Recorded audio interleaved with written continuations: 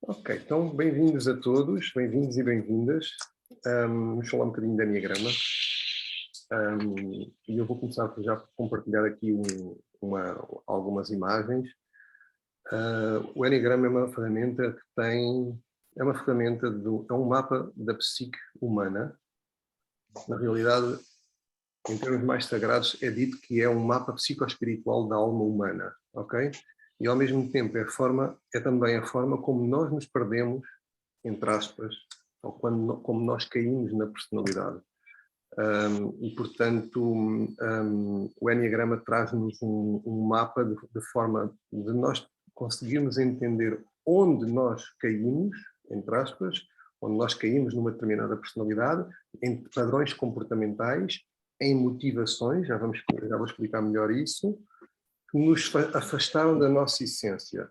Se nós pusermos isto em linguagem do curso que fazemos juntos, era como se nós tivéssemos a forma como nós nos desconectamos do Ricardo Grande, não é?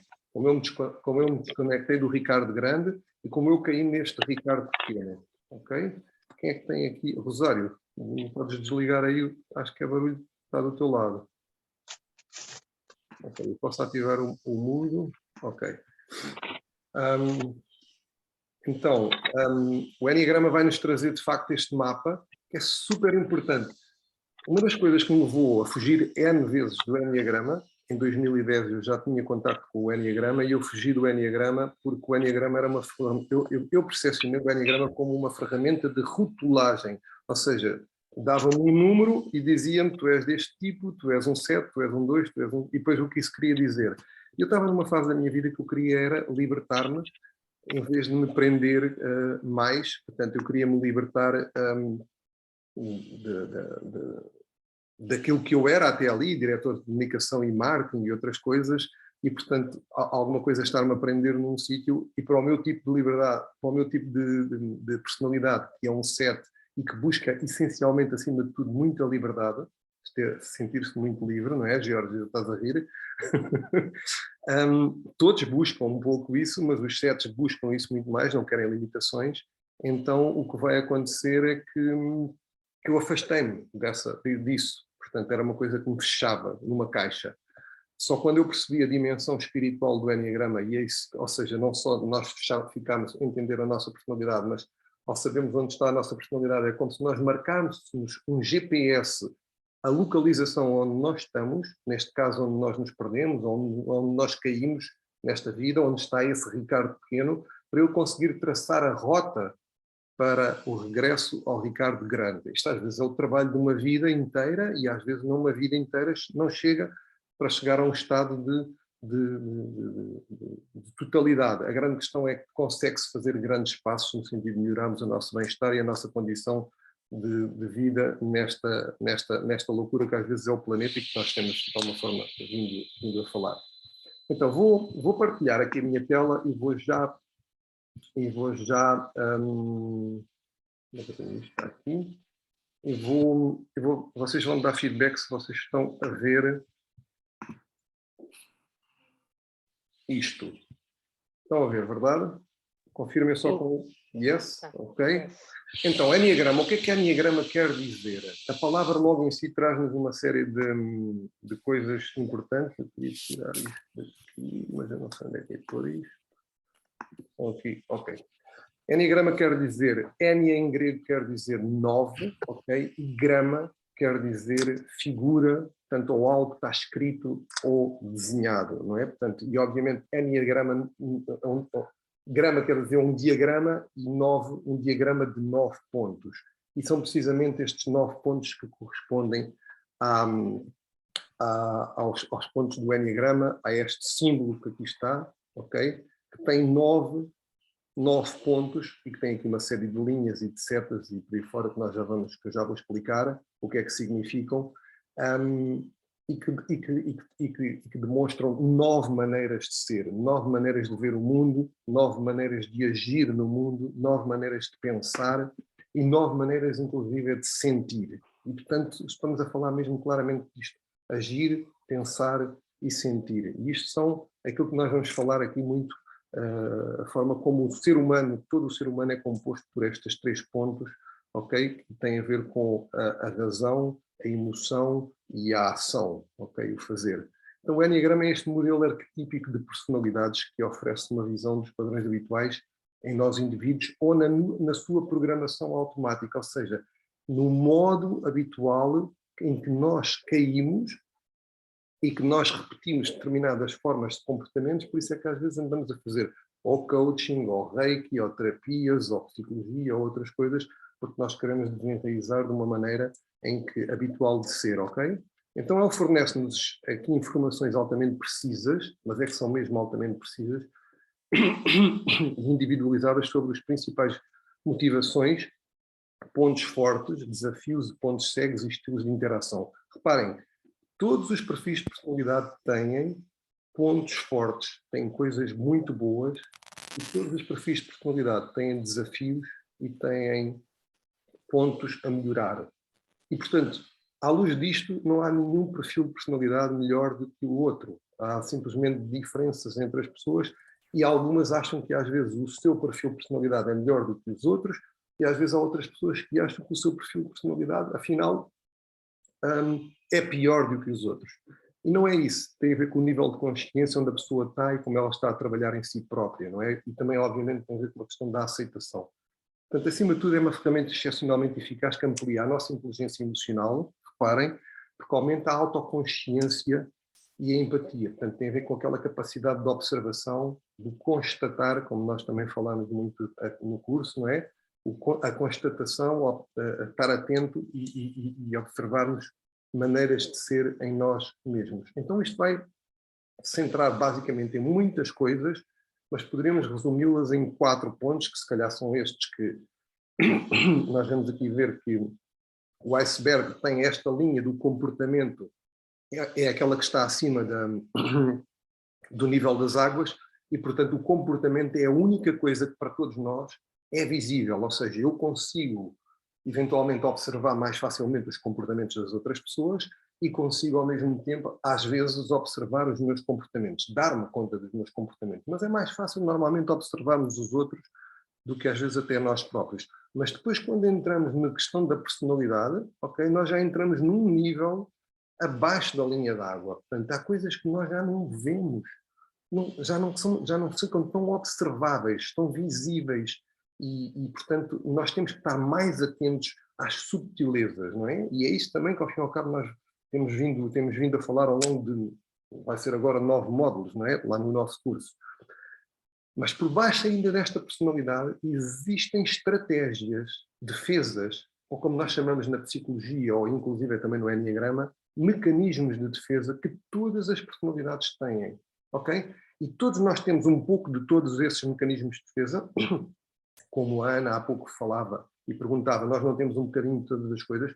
Temos, nós podemos ter estratégias de defesa diferenciadas, só que temos a tendência para utilizar uma ou duas, no máximo 3 tipos de estratégias, porque depende com o nosso tipo de personalidade, que vai ter a tendência de utilizar aqueles mecanismos de defesa mais vezes do que outros.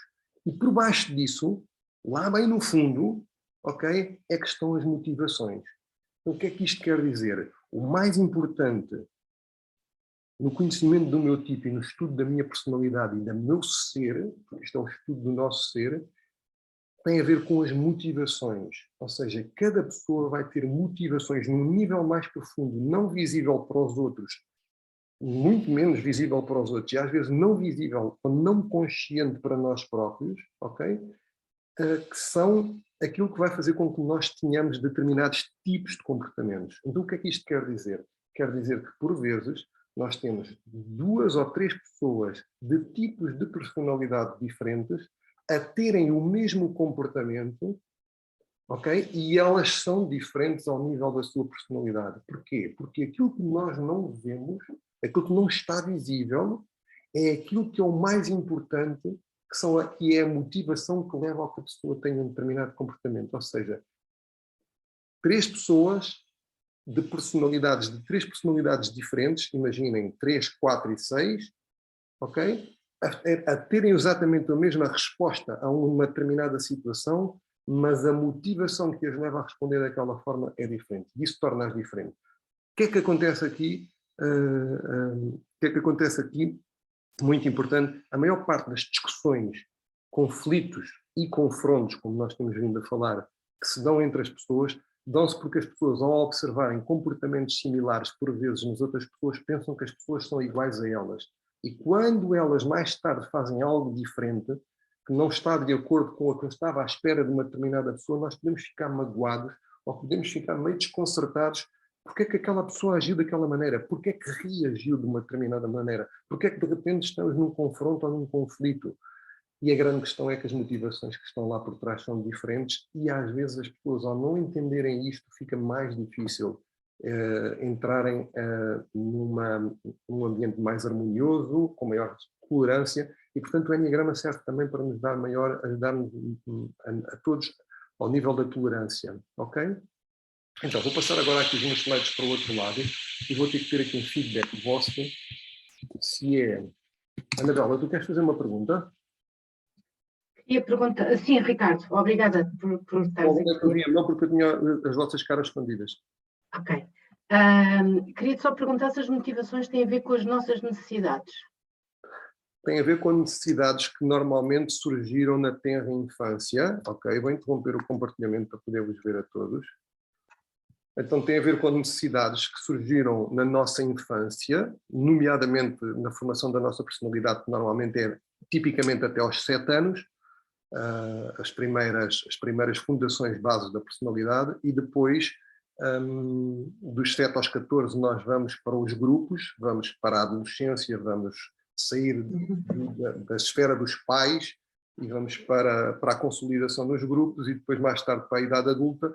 Mas o que nós levamos aqui é, sim, uma estratégia que as motivações têm a ver com algo que aconteceu na nossa infância, que nós, normalmente, para alguns de vocês que fazem trabalho de desenvolvimento pessoal ou outros workshops, tem a ver com algo que aconteceu na criança interior. Nós dois, como adultos, falamos em criança interior, mas na realidade foi aquela criança, e hoje é o Dia Mundial da Criança, portanto até é muito interessante estarmos a falar disso. Aquela criança ficou ferida, entre aspas, ficou traumatizada. Quando às vezes falamos aqui de trauma, temos que ter atenção, é uma visão, tal como o Gabor Maté nos traz atualmente, é uma visão a dimensão pode ser grande ou pode ser pequena, mas é a visão da criança. Houve algo que aconteceu que ela teve necessidade, atenção, carinho, amor, proteção, segurança, e que em uma determinada altura não lhe foi dado. Então ela passou a utilizar uma estratégia para conseguir isto. E quando ela encontrou a estratégia certa que lhe permitia que isso fizesse na dinâmica com os seus progenitores ou com os seus cuidadores primários, porque podem não ser os pais a criar a criança, podem ser uns avós, então ela começa a replicar, a repetir essa forma de reagir e vai consolidá-la pela adolescência e depois pela idade adulta. E assim se consolida a personalidade e a maneira de ser, e portanto nós temos aqui pessoas que vão ter determinadas formas de agir como tipo 9, outras como tipo 7, outras como tipo 2, outras como tipo 4 e por aí vai. Isto respondeu à tua pergunta? Ótimo. Ok, então vamos lá. Tenho aqui qualquer coisa no chat, penso que é só boa noite, boa noite, boa noite, boa noite. Ok. Então, aí vamos nós. Vou partilhar agora outra coisa que tem a ver com este aqui. Ok. Então, também já estão a ver estes. Paula faz-me um fixe, que é a única cara que eu estou a ver. Boa, obrigada. Então vou só esconder aqui mais uma vez as caras para poder ver os slides todos. E, portanto, temos estas 9 personalidades, já tínhamos visto o símbolo há pouco. E passar aqui ao slide seguinte. Então imaginem, nós lá no campo do IMCA nós temos até estas casas, então é como se imaginem que todos nós vivíamos numa casa redonda, não é? Todos nós que estamos aqui, ou todas as pessoas das diferentes personalidades vivíamos numa casa diferente, só que essa casa redonda, a 360 graus, essa casa tinha uma janela que tem um ângulo cerca de, agora não me recordo de cor, 30, 40 graus, a divisão isto tem 9 ângulos, e portanto nós temos uma visão da vida, da realidade, através daquela janela. Portanto, nós vivemos naquele quarto E quando vamos à janela no nosso quarto, como se fosse, vamos lhe chamar às vezes uma prisão, não é? Mas é uma casa onde nós vivemos e nós só temos acesso ao exterior pela janela do nosso quarto. Então, quando olhamos para fora, só vimos uma parte da realidade. Portanto, vimos aquele ângulo de 30, 40 graus e depois partimos do pressuposto, extrapolamos que aquela é toda a realidade. Inclusive, existe um pressuposto na programação neurolinguística, um axioma, nós chamamos uma verdade irrefutável, que é o mapa não é o território, não é? Portanto, o mapa não é o território, nós temos a sensação, vivemos com a sensação que aquilo que vemos, não é? Aquilo que observamos é de facto a realidade na sua totalidade. Mas não é. Aquela é a realidade do nosso quarto, da visão do nosso quarto. Agora, quando cada uma destas pessoas que vivem, cada um destes quartos, deixa a sua janela e vai para o centro da casa, onde existe uma sala comum e todos começam a falar, cada um começa a descrever coisas diferentes daquilo que vê. E então a realidade é bastante diferente para todos eles. E eles ficam confusos entre si. Então, mas espera aí, não é nada disso que eu vejo. E se não houver tolerância, há discussão, ok? Então é assim que nós vivemos. Então a grande questão muitas vezes é, se eu estou neste quarto, não é? Pode ser um quarto maravilhoso, mas qual é o meu tipo, não é? E portanto vocês receberam para poder estar aqui com mais algumas ferramentas, porque este é o princípio de tudo, é identificar qual é o meu tipo. Mas reparem uma coisa, o trabalho com o Enneagrama só começa com a identificação do tipo, porque há muitas pessoas a trabalhar Enneagrama neste país e no mundo, e a única coisa que elas fazem é tipificar pessoas, ou seja, catalogar pessoas. E fazem isso como um fim em si mesmo. O fim não é identificar qual é o tipo de personalidade da pessoa. O princípio é que é o identificar a personalidade da pessoa, ajudar a pessoa a identificar-se. Porque normalmente nem somos nós, nem sou eu que identifico as pessoas. São as pessoas que fazem isso, porque eu conheço as pessoas muitas vezes em 5 minutos, numa hora, ou de um dia ou dois. E as pessoas têm 40 anos, têm 30 anos, têm 50 anos a viver com elas próprias. Portanto, elas é que sabem as suas próprias motivações e a maneira de ser.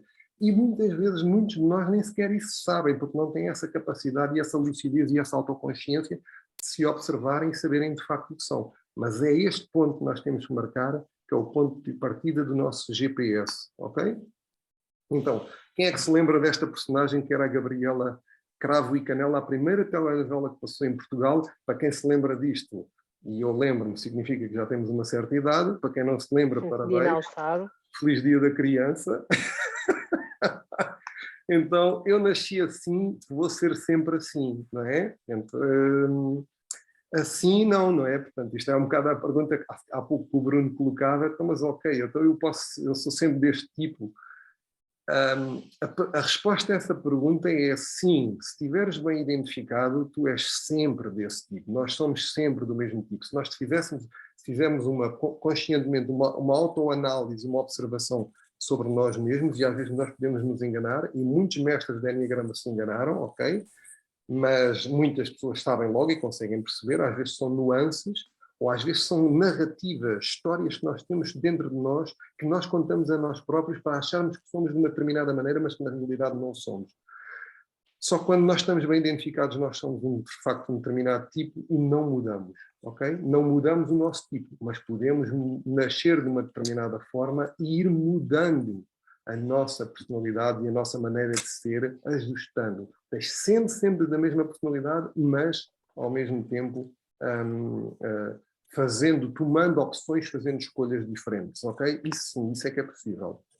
Então o Enneagrama acaba por ser uma chave para abrir aqui toda esta panóplia de informação. Então, eu vou-vos passar aqui 3 coisas importantes que têm a ver com o símbolo do Enneagrama, que começa por ter um círculo, começa por ter um triângulo e tem uma hexágono, ok? Então, este círculo vai responder um pouco à questão que a Ana Oliveira colocou. E o círculo no Enneagrama significa a lei do 1. A lei do 1 significa que nós somos todos uns. Ou seja, nós somos um pouco de todas estas coisas que estão aqui, de cada um destes perfis, destes 9 perfis de personalidade, porque nós somos humanos, nós somos seres complexos, as coisas não são tão lineares. E, portanto, nós temos um pouquinho de cada coisa, só que temos muito mais de uma do que das outras 8. E é aí que nós nos identificamos com essas personalidades. O símbolo, o círculo, o 1, o que é que nos vai representar? Vai representar que eu tenho uma linha que tem contacto com todos os tipos que estão no Enneagrama, os 9 números. É uma linha que os une a todos. Sendo que depois existem lá outras linhas no meio que não os unem a todos, unem a alguns, não unem a outros. Então vamos ver o que é que isso significa. Então, a mensagem que está aqui é tudo é um, a realidade é una, isto é uma visão holística que está tudo interligado, não é? E nós temos a crença num Deus único, nas várias religiões que existem, somos todos um, cada um é uma realidade em si mesmo, portanto isto é o conceito monoteísta de uma visão de um Deus único, especialmente que vem do judaísmo, do cristianismo e do islamismo, coisas às quais o Enneagrama está ligado. O Enneagrama surge, pela primeira vez, este símbolo completo que vocês veem aqui do vosso lado direito, surge em 331 a.C., na Biblioteca de Alexandria, ok?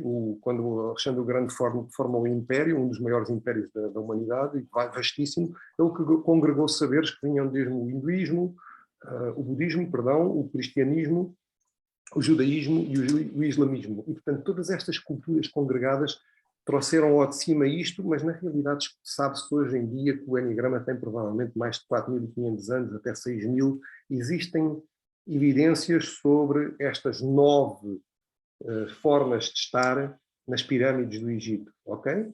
E, portanto, eu tive, por exemplo, antes da pandemia iniciar em março de 2020, quando chegou a Portugal, eu tive a oportunidade em janeiro de 2020 de estar a estudar no Val de Gizé, Enneagrama, e tenho estudado por outros países do mundo e é mágico, ok? Completamente.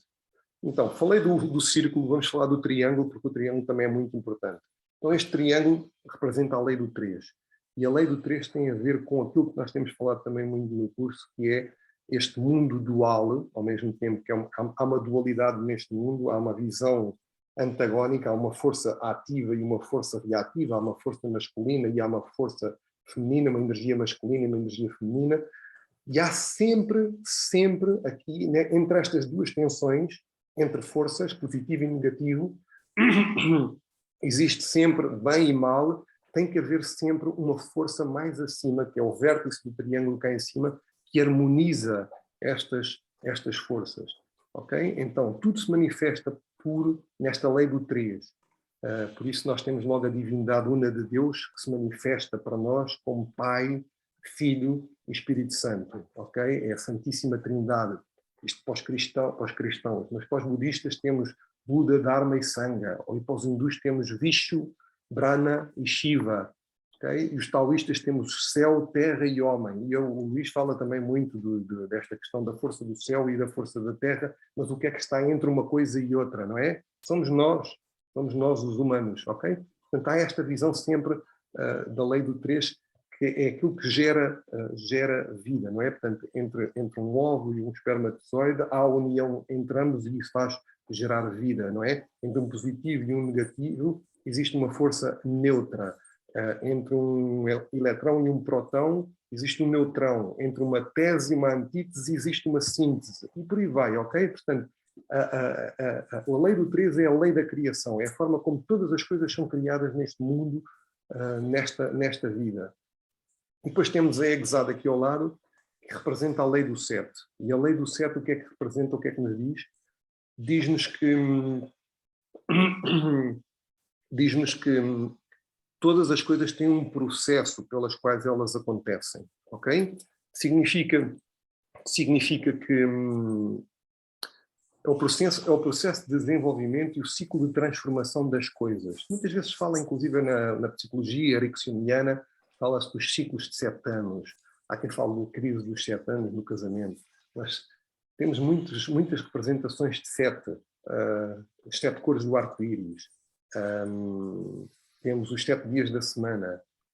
E reparem que sempre que termina este ciclo de 7, se reinicia exatamente o mesmo. Ou seja, nós temos de segunda a domingo, quando chegamos a domingo, reinicia-se a segunda-feira. Mas de outra semana nós temos as 7 notas musicais, Dó, Ré, Mi, Fá, Sol, Lá, Si, e entramos em Dó, numa escala diferente, numa oitava acima. Então também é conhecida esta lei do 7 pela lei das oitavas, o que significa que, depois das coisas criadas através da lei do 3, a lei das oitavas vai nos dizer, a lei das oitavas, ou a lei do 7, perdão, vai nos dizer que é mata, porque é basicamente a mesma coisa, mas vamos chamá-la a lei do 7. A lei do 7 vai nos dizer a forma como as coisas se manifestam, como as coisas se transformam, como as coisas se modificam, depois de criadas.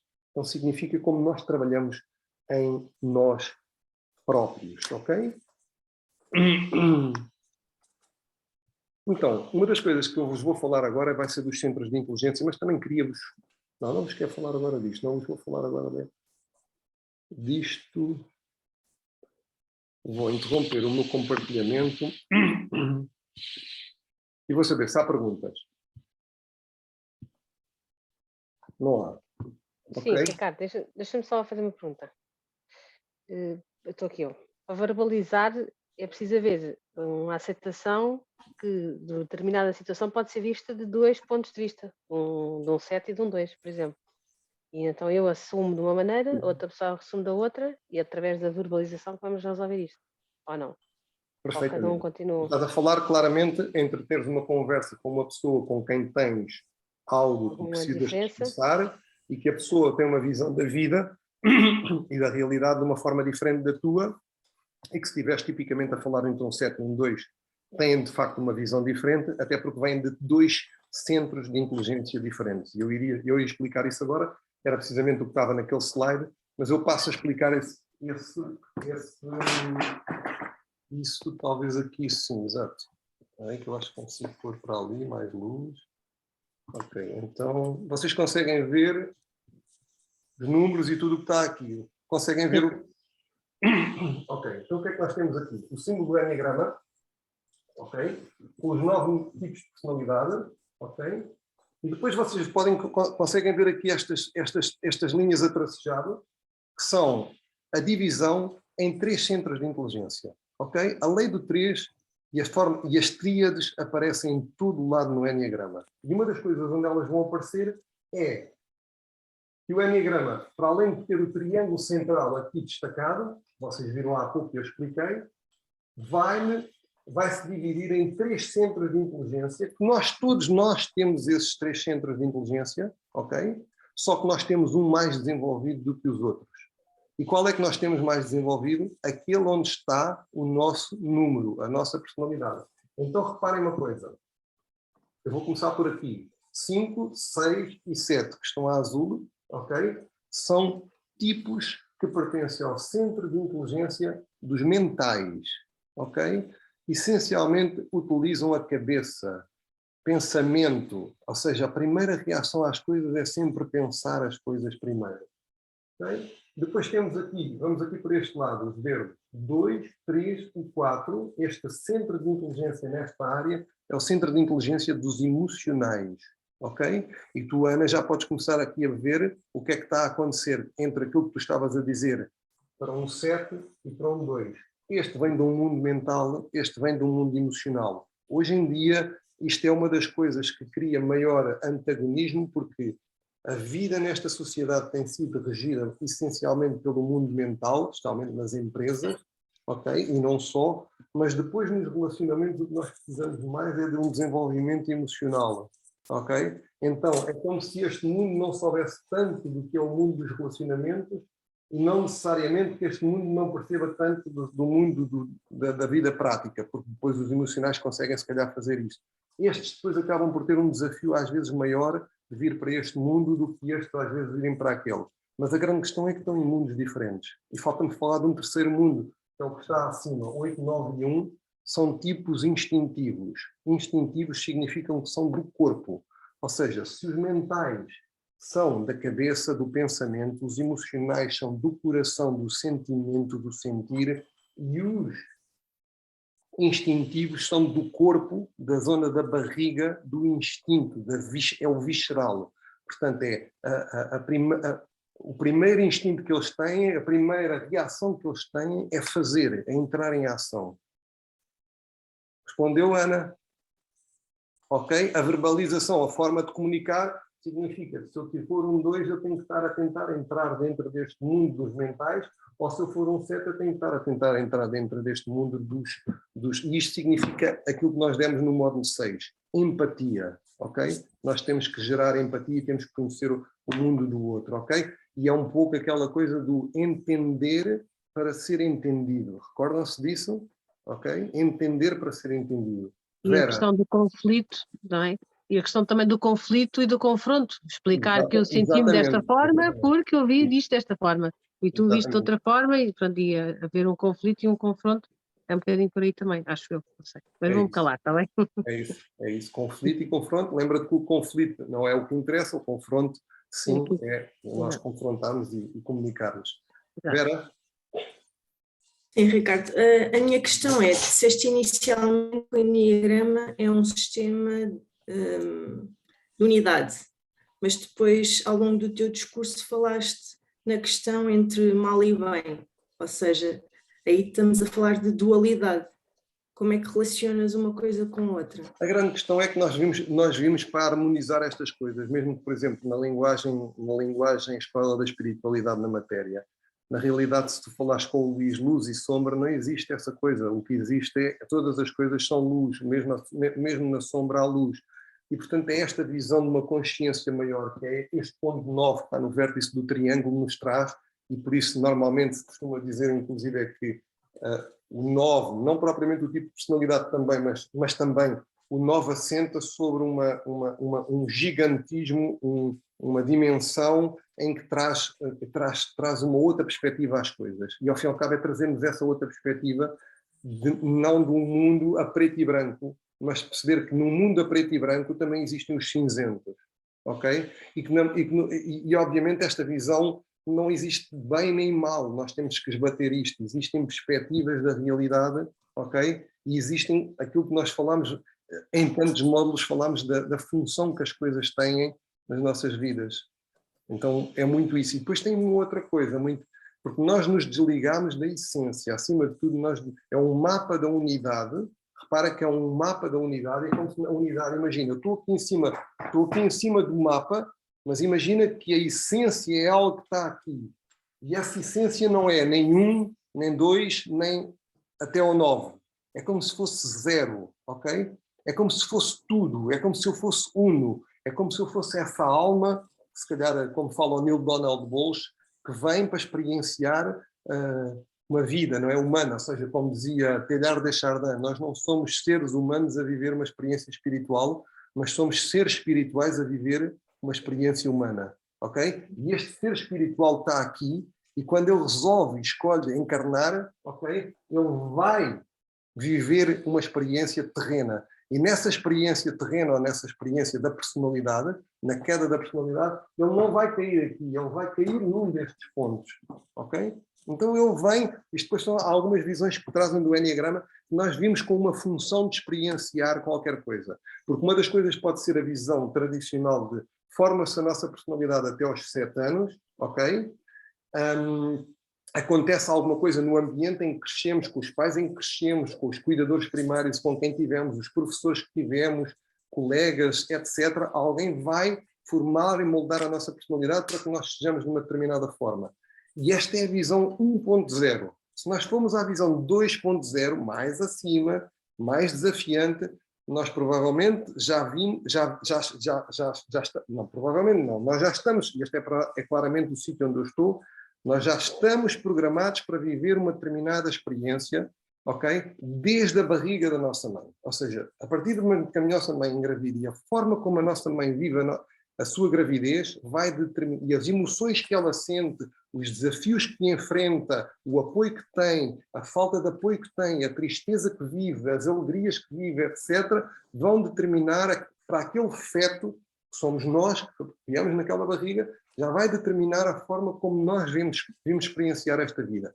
Depois o que vai acontecer dos 0 anos, desde o nosso nascimento até aos 7 anos, é simplesmente a ativação de um gatilho que já estava lá desde o feto e que depois vai pôr tudo em funcionamento.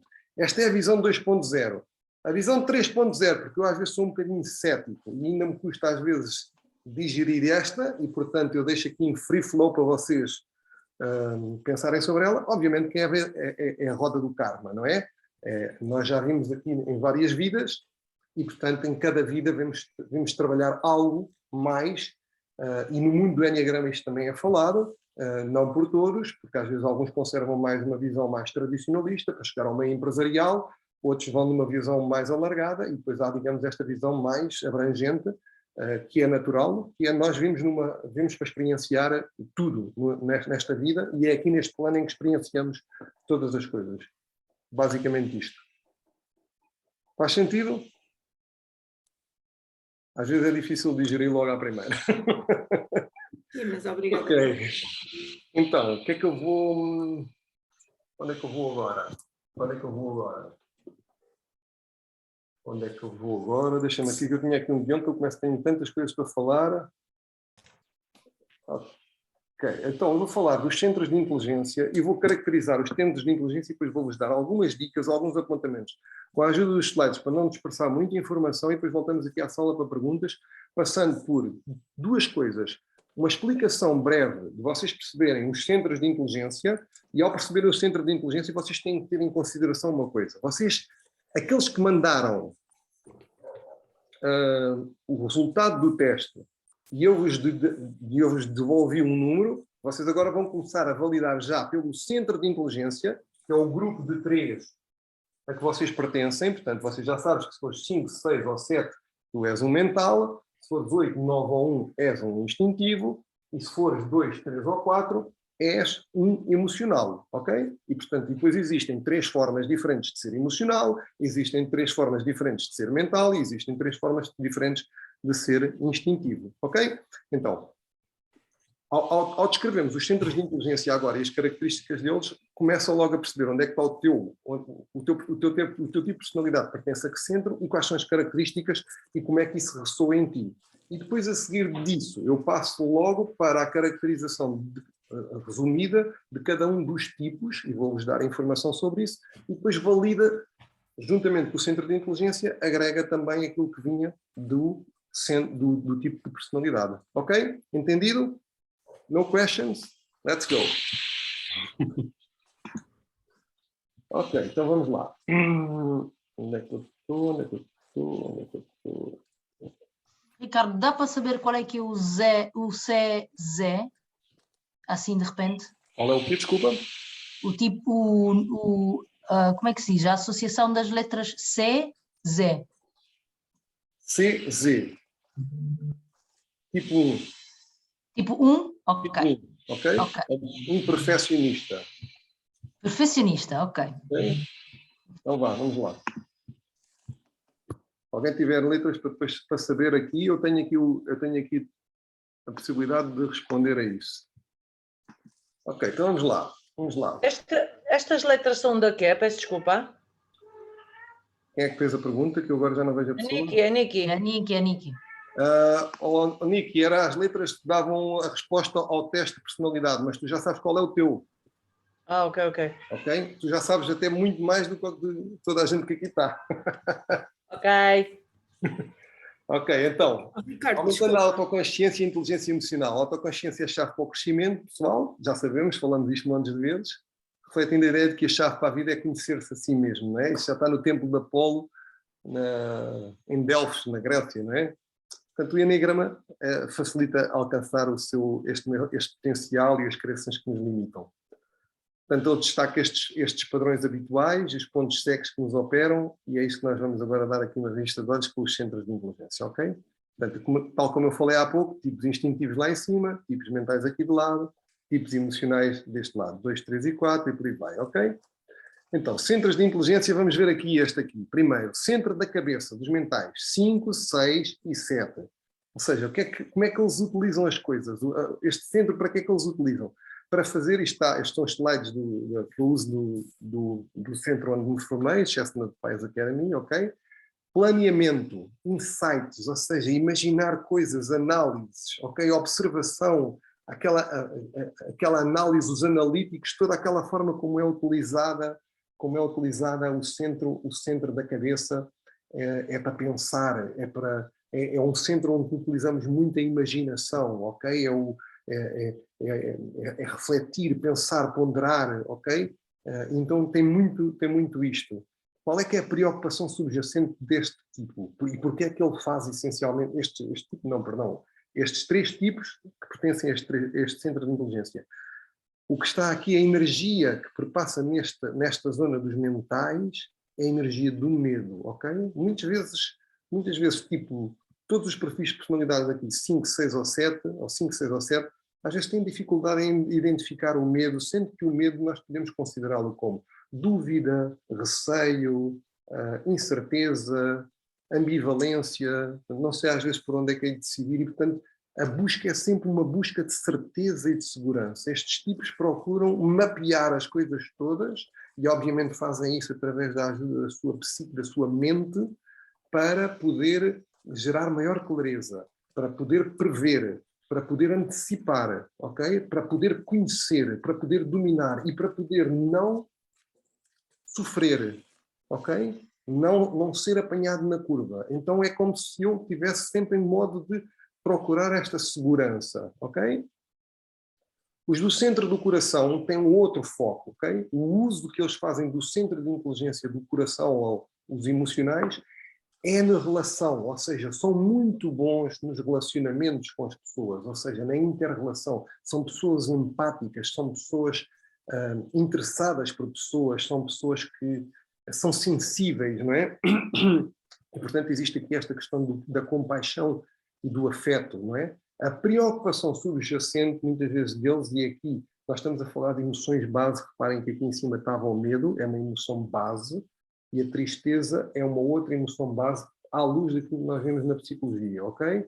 E então, qual é que é a tristeza que está aqui nos 2 e 3? É que às vezes as pessoas não correspondem da mesma forma, porque elas pertencem a outros centros de inteligência, elas reagem de uma outra forma, porque muitas vezes a imagem significa para estes 2, 3 e 4, tipo 2, 3 e 4, a forma como eu quero ser visto no mundo, a forma como eu quero ser percepcionado, a forma como eu quero ser espelhado, ou seja, e como é que eu sou espelhado? Eu sou espelhado através do feedback do outro, através da comunicação, através da empatia, através da reciprocidade, não é? E, portanto, o centro do coração tem muito utiliza os relacionamentos para ir buscar, todos buscam proteção, carinho, atenção, amor, ok? Segurança, todos buscam isso. Só que as estratégias que vocês estão aqui a ver, dos da cabeça, é aquelas que estávamos ali do planeamento, a análise, e estes aqui vão fazê-lo através dos relacionamentos.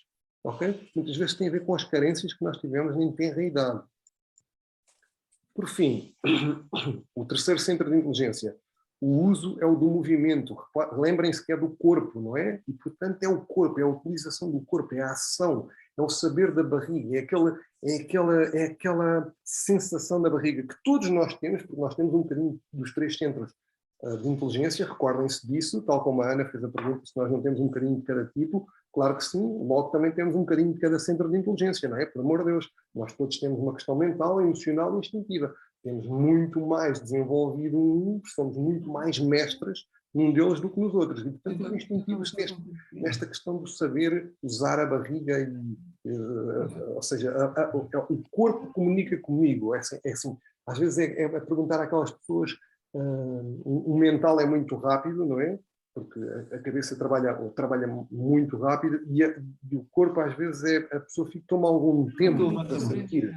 A pessoa precisa de integrar, deixa-me sentir, não é? Aquelas pessoas que, então, mas olha, mas o que é que mas vens connosco ou não vens jantar? Eu não sei, tenho que sentir. Ricardo, eu já te dou a palavra. Portanto, há esta preocupação subjacente e aqui a energia que há aqui, se ali era de medo, tristeza, aqui é de raiva, não é? E existem 3 tipos de raiva aqui, porque às vezes também o tipo 8 sente mais essa raiva e às vezes ele confronta mais as pessoas mais facilmente, mas, por exemplo, o 9 suprime a raiva, portanto ele nem sequer dá conta que tem raiva, porque ele procura harmonia, mas lá dentro é como se tivesse um vulcão que está adormecido, não está extinto. E então, às vezes acumula e as coisas às vezes saem. Portanto, mas a busca essencialmente é de controle. É fisicalidade, eu busco controle do meu espaço. Eu perceber onde é que eu estou, quem sou, e por aí vai, ok? Ricardo, queres fazer a pergunta agora? Sim. Conseguem-me ouvir? Conseguimos-te ouvir. Então era o seguinte, ia-te perguntar se um BX corresponde a que é que corresponde? Corresponde a um tipo 9 centro do corpo, instintivo. Pronto, ok. É porque, Ok? Sim, ok. Era para confirmar, porque a Giga já tinha feito isto e dava 9, Ok. e ela tinha ideia que era um 9, e agora naquele teu coisa tinha-lhe dado BX. Ainda bem que ela é um 9 para estar a viver contigo. Olha que ela está aqui ao lado, está a ouvir. Não digas não. Ainda bem, porque significa que facilita-te a vida, porque os 9 trazem muita harmonia e tranquilidade. Às vezes, até se passarem e quando eles passam, sai da frente, porque eles podem ser realmente... aliás, mesmo por causa desta questão que eu estava a falar da raiva, os 9, eles controlam tanto a raiva que chegam a um momento em que o controle é tão grande que eles não dão conta sequer que a raiva existe neles, ok? Pode acontecer isto, normalmente acontece isto. Por isso, às vezes estamos a falar da raiva como a energia deste centro de inteligência e os 9 dizem tipo, raiva? Qual raiva? Eu não tenho raiva. Foi o que a Giga fez quando tu falaste em raiva neste grupo. Ela assim, qual raiva? Exatamente. E portanto no trabalho com o Enneagrama, essa é uma das energias que nós temos que ajudar esta pessoa a ter contacto com ela, para que ela vá para a vida com uma outra... Eu não quero dizer determinação porque não é a palavra certa, mas que vá com outro vigor, não é? É como se fosse com uma outra pujança. Quando ela acorda isso nela, António Guterres tipicamente está identificado como um tipo 9, não é? Portanto, e obviamente para fazer de secretário-geral das Nações Unidas, nada melhor do que um 9. Só que às vezes um 9 demora a agir, não é? E nós vimos isso com o António Guterres, que demorou tempo a ir falar com o Putin e ir até Moscovo. Mas quando foi, embora ele estivesse naquela postura tranquila, que aquilo é com muita calma, mas a grande questão é que ele conseguiu resolver algumas coisas complicadas, nomeadamente retirar aqueles guerrilheiros ou soldados todos da fábrica da Azovstal lá em Mariupol. E, tanto, os 9 têm a capacidade de fazer a diferença no momento em que eles decidem que aquela é a ação certa deles fazerem. Mas eu já vou falar mais disso no 9 daqui a pouco, ok? Então vamos falar aqui um pouquinho do 8 e vamos falar sempre destes focos para todos eles, ok? Eu vou dar assim uma leitura para depois podermos discutir e falar isto mais rápido. O 8, qual é o foco do 8? O nome dele é o controlador ativo, não é? Portanto, é o chefe, o confrontador e por aí fora. Portanto, o lema dele é lidera, siga ou saia do caminho. Portanto, aquilo é... se estás no meu caminho, pode ser que eu passe por cima de ti, ok? Portanto, a grande questão, foco, poder, controlo, força, criar ordem, visão geral do quadro, muitas vezes, ou seja, gostam de ver a big picture, entrar em ação, enfrentar desafios e injustiças, tipo... Eles ficam completamente loucos com injustiças, ok? Porquê? Porque ele evita, acima de tudo, sentir-se fraco ou vulnerável, ok? E muitas vezes as injustiças estão a ser feitas aos fracos e aos vulneráveis. Então ele evita isto porque ele lá atrás pode ter vivido uma situação em que ele tenha sido sujeito muito a esta vulnerabilidade e a esta fraqueza, ok? Por outros que tinham mais força. Portanto, é muito o lema dos fortes controlam o mundo. E então eu vou ser forte também. Então o superpoder deles, ok, é tomar medidas ousadas para resolver as coisas. São aquela malta que vai lá e confronta. Se vocês estão com problemas de verbalização e não sei quantos e de confrontar, os 8 normalmente não têm muito problema de verbalização. Eles dizem o que têm que dizer e aguentem-se, ok? Portanto, são diretos e envolvem-se em conflitos quando necessário. Ou conflitos, aqui podemos também pôr confrontos, né? Os desafios deles, pessoas que não falam a verdade, malta que não fala a verdade, eles passam-se, ficam processos, ok? Paula, tu és um 8, não és? Confere. Confere, né? Está certo em tudo. Ok. Está certo em tudo. Eu também, Niki. Niki também. Então, pronto. Pessoas que não falam a verdade, falta de controle, ou seja, falta de poder, falta de o chão estar-me a fugir, ficam processos, porque eles têm que arranjar forma, ok? O desafio deles também é reconhecer as fraquezas e limitações, ok? Reconhecer que às vezes eu preciso de ajuda, primeiro ponto. Reconhecer que às vezes eu preciso descansar. Reconhecer que eu preciso de parar. Reconhecer que às vezes eu preciso de ir por outro caminho, ok? Este é o grande desafio deles. As áreas de crescimento para o tipo 8 são aprender a entrar em contacto com a vulnerabilidade, ok? É aqui que está aqui é que está o seu grande crescimento, e compreender que isso é um sinal de força, ok? Assim que os 8 se conseguem entregar a isto, eles crescem brutalmente. Tipo 9, ok? Estão aqui alguns novos, então vamos lá. O foco está em manter a harmonia, ok? O pacificador adaptável, já falamos há pouco. O lema, não balance o barco. Não balance o barco porquê? Busca harmonia, busca que toda a gente esteja bem. Quando é que o 9 está bem? Eu estou bem quando toda a gente está bem. Isto, acho que até é uma música que é assim, eu estou bem, você está bem, estamos todos bem, ou qualquer coisa assim. Então o foco é manter a harmonia, evitar o conflito, ver todos os lados todas as perspectivas de todas as pessoas, adaptar-se aos outros, estar confortável. Às vezes até demais, ok? O que é que ele evita, acima de tudo, com este comportamento, com esta maneira de ser? Conflito, separação, consciência da própria raiva, porque é por isto que ele não entra em contato com a raiva, e dos seus próprios desejos. Muitas vezes os novos não fazem o que eles querem, fazem o que o grupo quer para não destabilizar o grupo, ok? Então é um bocado go with the flow sometimes, ok? Então o superpoder deles é o que é que eles têm muito bom? Inclusão, apoiar pessoas, esta mediação, a capacidade de mediação, por isso é que temos um 9 como secretário-geral da ONU, ok? Mitigar conflitos, são as pessoas que tentam apaziguar as coisas. Então o desafio deles é contenção e conflito, e pessoas que causam tensão. Eles vão precisar de ouvir o que deve fazer ou esquecer. E há uma questão aqui, a questão da agressão passiva há uma certa teimosia nos novos, que é, eles não têm a capacidade têm dificuldade em dizer não, ok? E depois não dizem não às pessoas, alguma coisa, e depois as pessoas pensam que eles vão fazer qualquer coisa, mas eles depois não fazem, porque eles acham que vão levar a deles à avante, porque acham que é daquela maneira. Mas eles não disseram às pessoas, porque não disseram não, que não iam fazer aquilo. Então as pessoas pensam que eles vão fazer, então eles têm aqui uma agressão passiva, que é não fazer o que os outros pensavam que eu iria fazer, que as pessoas assumiram, mas eu não disse que não fazia. É uma situação assim um bocado. Então quais são as áreas de crescimento deles, ok? É ver o conflito como algo positivo, porque muitas vezes no conflito é quando as coisas se esclarecem e eu consigo afirmar o meu eu e o que eu quero verdadeiramente, ok? Ser proativo para se posicionar, tomar uma posição, porque o 9 fica naquela, não vou tomar nenhuma posição, porque se eu tomar uma posição para um lado vou estar contra outro, se eu tomar no outro lado vou estar contra o outro, então ele vai evitar esta coisa, não balancear o barco, ficar ali no meio, ok?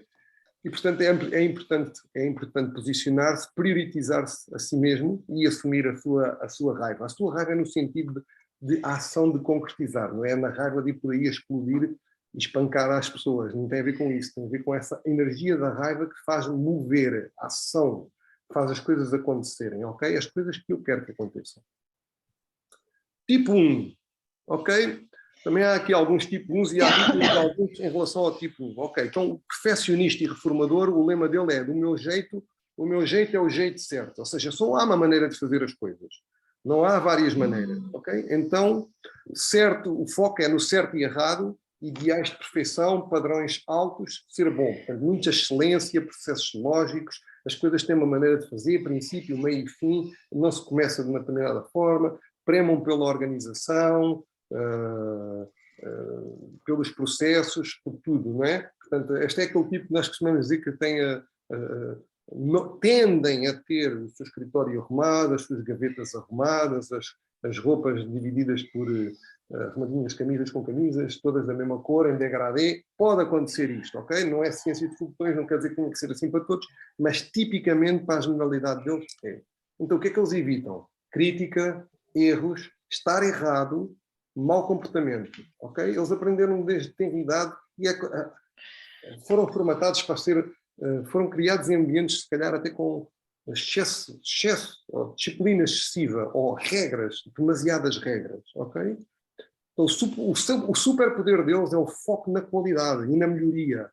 Portanto, por isso eles estão altamente éticos, trabalham duro, são responsáveis, de confiança e vivem para corrigir os erros. O foco deles o radar deles está onde é que está um traço que está torto, onde é que falta uma vírgula, ok? Então, tem muito isto, ok? Outros tipos também fazem isto, mas este, altamente, ok? Os desafios, a crítica, ok? Lidar com a crítica é tramado para eles e às vezes até criticar os outros, ou seja, eles podem ser excessivamente críticos, porque como têm padrões demasiado elevados, ok? Eles impõem esses padrões também aos outros, ok? E muitas vezes eles têm dificuldade em que lhes apontem alguma falha, porque eles próprios já são polícias deles mesmos e eles ficam danados como é que eles não viram alguma coisa que tinham que ver neles próprios. Então, pessoas que se estão comportando mal, tentando, falhando a perfeição, ou seja, isto tem a ver com eles estão sempre chegando à perfeição, querem sempre chegar à perfeição. Portanto, eu tive aqui um cliente que veio fazer coaching comigo, um jovem com 25 anos, e o stress dele, a ansiedade era tão grande, que os tipos 2 têm muita ansiedade, normalmente, tinha a ver com 95% ou 98% para ele não chegava. 100% é o mínimo. Portanto, eu tenho que estar sempre a 100%. E, portanto, este é o único tipo no Enneagrama que nós trabalhamos com ele para ele ser pior. Em vez de ser melhor, nós trabalhamos para ele ser pior. Ok? Então, e ao mesmo tempo ter a consciência da raiva, porque normalmente os tipos 1 têm a raiva reprimida, ou seja, em vez de expressá-la, contêm-na porque não é correto expressar. Áreas de crescimento, aprender a relaxar, tornarem-se menos rígidos, mais flexíveis, iluminar-se, aceitar a imperfeição, assumir e canalizar a raiva, ter tempo para a diversão, ok? Diversão, porque tem sempre o trabalho primeiro, diversão sempre para o final e nunca usufruem, ou poucas vezes usufruem da diversão. Fez sentido para alguém aí? Para os uns? Vamos aos 2. Ok, o ajudante estratégico, tipo 2. Entramos na zona dos emocionais, ok? Posso fazer qualquer coisa, qualquer um gostar de mim. Ou seja, têm a tendência, os tipo 2 são aquelas pessoas super mega queridas que se adaptam a toda a gente, que ajudam toda a gente, são os queridos e que às vezes até por excesso são tão queridos que acabam por ser intrusivos. Ok? Acabam por ir um pouco mais além. Ok? Então o foco deles é o quê? Outras pessoas, relacionamento e obter aprovação. A aprovação das pessoas. Eu quero ser aceito. Eu quero ser aprovado. Portanto, a forma de eu receber amor, carinho e atenção é eu sendo aprovado por todas as pessoas. Eu dando. Ok? O que é que ele evita? Acima de tudo, a rejeição, a desaprovação e o não ser importante. Ou seja, não ser tido em conta. Ok? Eu estou a trabalhar agora com um homem tipo 2, ele tem que dar um passo gigante para sair de uma relação, só que ele não quer aquela pessoa, ok, mais na vida dele, mas ao mesmo tempo está sempre preocupado como é que a pessoa fica. Então, portanto, cada vez que vai outra vez para o espaço da comunicação, faz-lhe mal, e portanto estamos nestas viagens de ioiô, cada vez menos, e está a começar a desprender, mas portanto, a grande questão é esta necessidade de buscar aprovação e de ser importante, de ser considerado. Qual é que é o superpoder deles, não é? Qual é que é o muito bom que eles têm? Empoderar e empatizar as outras pessoas. A malta que está em baixo, quando tem um tipo 2 a apoiar, é aquele super amigo que está lá, tu ligas a qualquer hora e ele está lá sempre para ti para te ajudar. Então eles atendem às necessidades dos outros. Qual é que é o grande desafio por oposição? É que ele não conhece as suas próprias necessidades, muitas vezes, ou então as relega para segundo plano, tem dificuldade em dizer não, ok? Então, ele está sempre... as suas próprias coisas estão sempre para depois, e depois não resta tempo, Portanto... Eu já aprendi, prometo, já aprendi. Agora é sempre não, é a minha vontade e pronto. Não há nada. Já aprendi. Então, isto pode criar... Os desafios problemas no relacionamento. Nos relacionamentos, os 2 sofrem muito com isso, não é? É como se eles... os 2, nós costumamos dizer que os 2 têm o radar mais sintonizado, o sonar, como os golfinhos, mais sintonizado do Enneagrama, não é? Portanto, eles entram numa sala e conseguem logo perceber quem é que são as pessoas que não estão bem, não é? Só que às vezes eles fazem isto com tanta frequência que às vezes as pessoas não querem apoio ou ajuda e eles vão lá e insistem. Ok? Agora, a grande questão é que há muitas pessoas que precisam mesmo de apoio e de ajuda e o tipo 2 consegue ver o que os outros não conseguem e, portanto, obviamente, é uma pessoa que consegue ajudar muitas outras pessoas. Mas, obviamente, busca reciprocidade. Se as outras pessoas depois não forem empáticas iguais, fica tipo um amargo de boca, então, mas eu dei tanto a esta pessoa e depois a pessoa não me dá de volta, não é? Então, as áreas de crescimento é reconhecer e expressar as próprias necessidades, ou seja, eu saber o que é que eu quero, ok? Eu individualizar-me, eu saber e dar a mim mesmo primeiro. O que eu costumo dizer aqui às vezes é ser sabiamente egoísta, um bocadinho, ok? Sendo que o egoísmo não é mau para o tipo 2, já é bom que seja às vezes um pouco egoísta. Pedir ajuda, ok? Em vez de estar sempre a dar ajuda, pedir ajuda também. Porque está à espera que lhe deem ajuda, porquê? Porque as outras pessoas deviam fazer exatamente aquilo que eles fazem a elas. Ok? Então perceber quando a ajuda é sobre ter controle. Ou seja, quando eu também dar-me conta quando é que eu estou a ajudar as pessoas para depois eu estar por cima nas situações. Ou seja, não, quem dá aqui sou eu é que sou a mãe, eu é que sou a nutridora, eu é que sou... Costuma-se dizer que o tipo 2 gosta de fazer parceria com Deus, né? Porque Deus está ocupado com muita gente e não tem tempo para todos, e alguns não têm apoio, então eu substituo-me como a Santa Providência também e faço assim uma sociedade com Deus. Fez sentido aqui para os tipos 2, que há aqui tantos 2? Ok, ninguém responde. Ok, então o tipo 3, que não há aqui nenhum tipo 3. Para vocês terem uma ideia, provavelmente temos alguns tipo 3 conhecidos, como por exemplo José Mourinho ou Cristiano Ronaldo, são tipos 3, ok? É o empreendedor competitivo, ou é aquele apenas faça, e a cena deles, o foco deles é estarem sintonizados com o público, serem vistos, realizar, entregar resultados para ter sucesso, tarefas, trabalhos, objetivo e imagem, ou seja, ser o número 1. Aqui é sempre, não há, o segundo lugar não existe, e como vocês sabem, para estas duas personalidades, pelo menos que eu referi, o segundo lugar não existe, ok? Então evita falhar, parecer mal aos outros ou ser ineficaz. Portanto, é sempre trabalhar para querer mais, conquistar mais, podem se tornar workaholics, ok?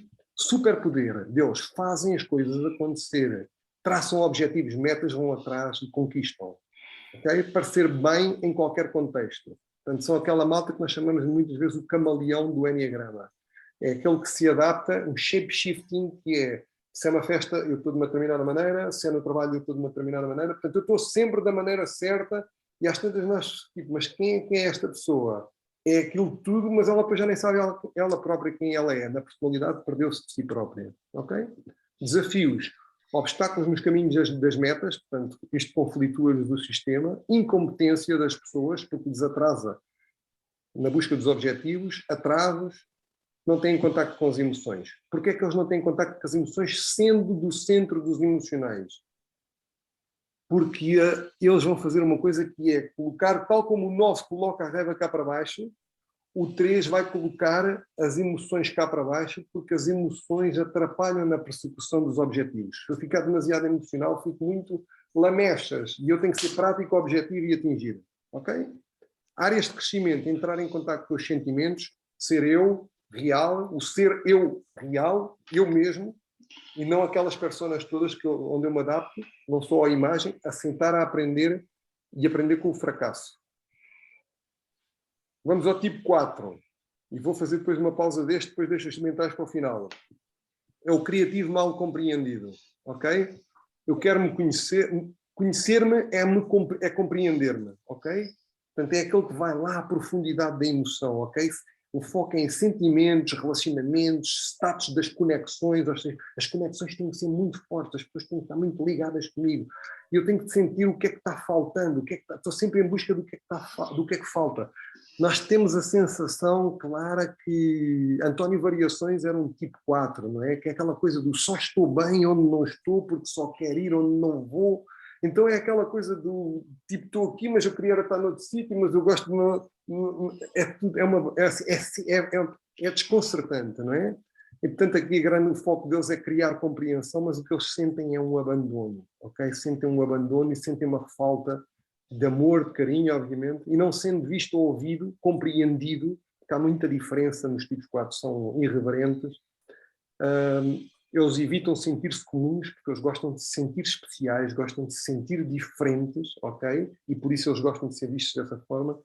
E tudo aquilo que parece mundano é trivialidade. Por isso eles são também, esta coisa do criativo, é esta originalidade que o 4 traz ao mundo, não é? A cor, a arte, a beleza, ok? O superpoder deles é a intuição emocional, são altamente intuitivos e conseguem se conectar muito profundamente com as pessoas, mais até do que o próprio tipo 2, ok? Profundidade, força emocional, aqui está engajamento, envolvimento autêntico, não é? Com as pessoas, muita autenticidade, muita criatividade e falar a verdade. Muitas vezes são desbocados, ok? Esta é aquela malta que diz o que tem a dizer.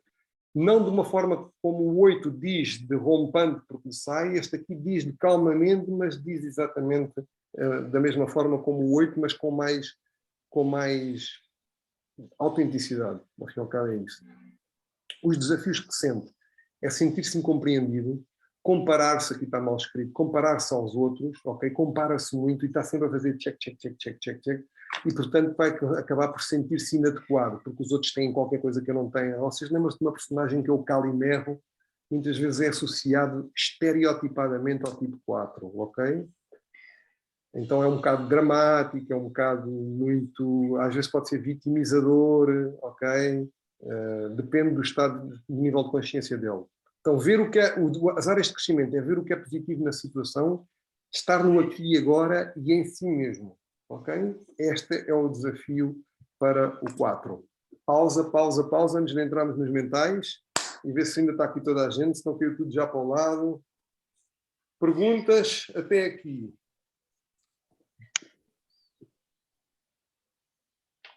E, pá, tem 49 cenas no chat, eu não sei se estão lá perguntas. Estão lá perguntas. O meu marido não anda nas maratonas. Não sei. Acho que se está aqui alguma pergunta que eu tenha que responder, digam-me porque eu não consigo identificar, ok? Vera, força. Temos dúvidas entre dois tipos. O que é que aconselhas a termos mais em conta para uma definição mais completa? Há várias... bem, obviamente os descritores que eu estive a passar são importantes de tu veres. Eles são muito curtos e muito reduzidos aqui. Eu tenho aqui N livros de Enneagrama. Tenho aqui livros de Enneagrama da liderança. Tenho um calhamaço como este, que traz 600 páginas a falar sobre tipos. Tenho este, mais um grande calhamaço. Portanto, a grande questão é que nós estamos a falar das coisas muito resumidamente, e se tu estiveres entre dois tipos, aquilo que tens que fazer é buscar mais descritores do tipo e procurares perceber como é que tu és, não só agora, porque essa pergunta estava no teste, mas ao longo dos teus últimos anos, desde os 20 anos, normalmente, quando a personalidade já está consolidada até agora, como é que tu foste mais consistentemente? Porque muitas vezes nós temos trabalho de desenvolvimento pessoal em cima, ok? E nós vamos moldando, alterando a forma como nós nos estamos a observar. Então não fica às vezes tão claro que nós já começamos a esbater alguns desafios ou algumas dificuldades do nosso tipo através do nosso trabalho interior. E obviamente estamos a fazer este curso, por exemplo, de 9 meses, já estaremos a fazer algumas coisas, ok? E há pessoas que já trazem bagagem de outras coisas de trás, então isso vai alterar. Outra dica que para mim foi fundamental, porque eu identifiquei-me inicialmente como um tipo... identificaram-me como um tipo 8, não é? Portanto, muito prática. Eu estava numa altura da minha vida mesmo disruptiva e, portanto, aquela altura era um bocadinho era o grito do Ipiranga, era levar tudo à frente e corta à direita. E, portanto, toda a gente dizia, quando eu larguei o mundo das empresas, do marketing e comecei nesta área do mundo do desenvolvimento pessoal, toda a gente que achava que eu estava maluco. E então, em defesa disso, eu ativei muito a energia de 8. E ele veio tudo à frente e sai da frente e, portanto, e o amigo meu, que era tipo 9, mais um pacificador, mais um tipo calmo, ele é que me fez uma entrevista de Enneagrama e, obviamente, a minha energia era tão forte que ele tem o viés, ou seja, as lentes dele para me verem alteram-se e ele identifica-me como um tipo 8. Quando ele me descreve o tipo 8, eu mais ou menos comprei a história. Nós temos a capacidade de nos encaixarmos em um ou dois tipos facilmente. E só depois, com algum tempo de trabalho em mim, e quando eu comecei a olhar para o Enneagrama a sério, é que percebi que não era um tipo 8, porque eu não sou um confrontador, eu evito esse confronto até o mais possível. Eu sou capaz de confrontar, mas eu evito o confronto. E o 8 não, o 8 vai lá na boa, ok? Então, e tu tens essa questão, Vera, ok? Pois, é que é mesmo entre esses dois tipos que estás a mencionar. Eu sei. Portanto, a energia do 8 é mesmo direta e vai, confronta e diz o que tem a dizer. E às vezes as pessoas até dizem, pá, és um bocadinho bruto, ok? E ele, bruto, não, isto para mim é pão, queijo, bora lá. E, percebes? É um bocado muito prático e seguir em frente. Portanto, às vezes eu costumo dizer a energia do 8 é a energia do comando, em termos de exército ou de guerrilha ou de militar, é o comando, não é? Então vai e leva tudo à frente.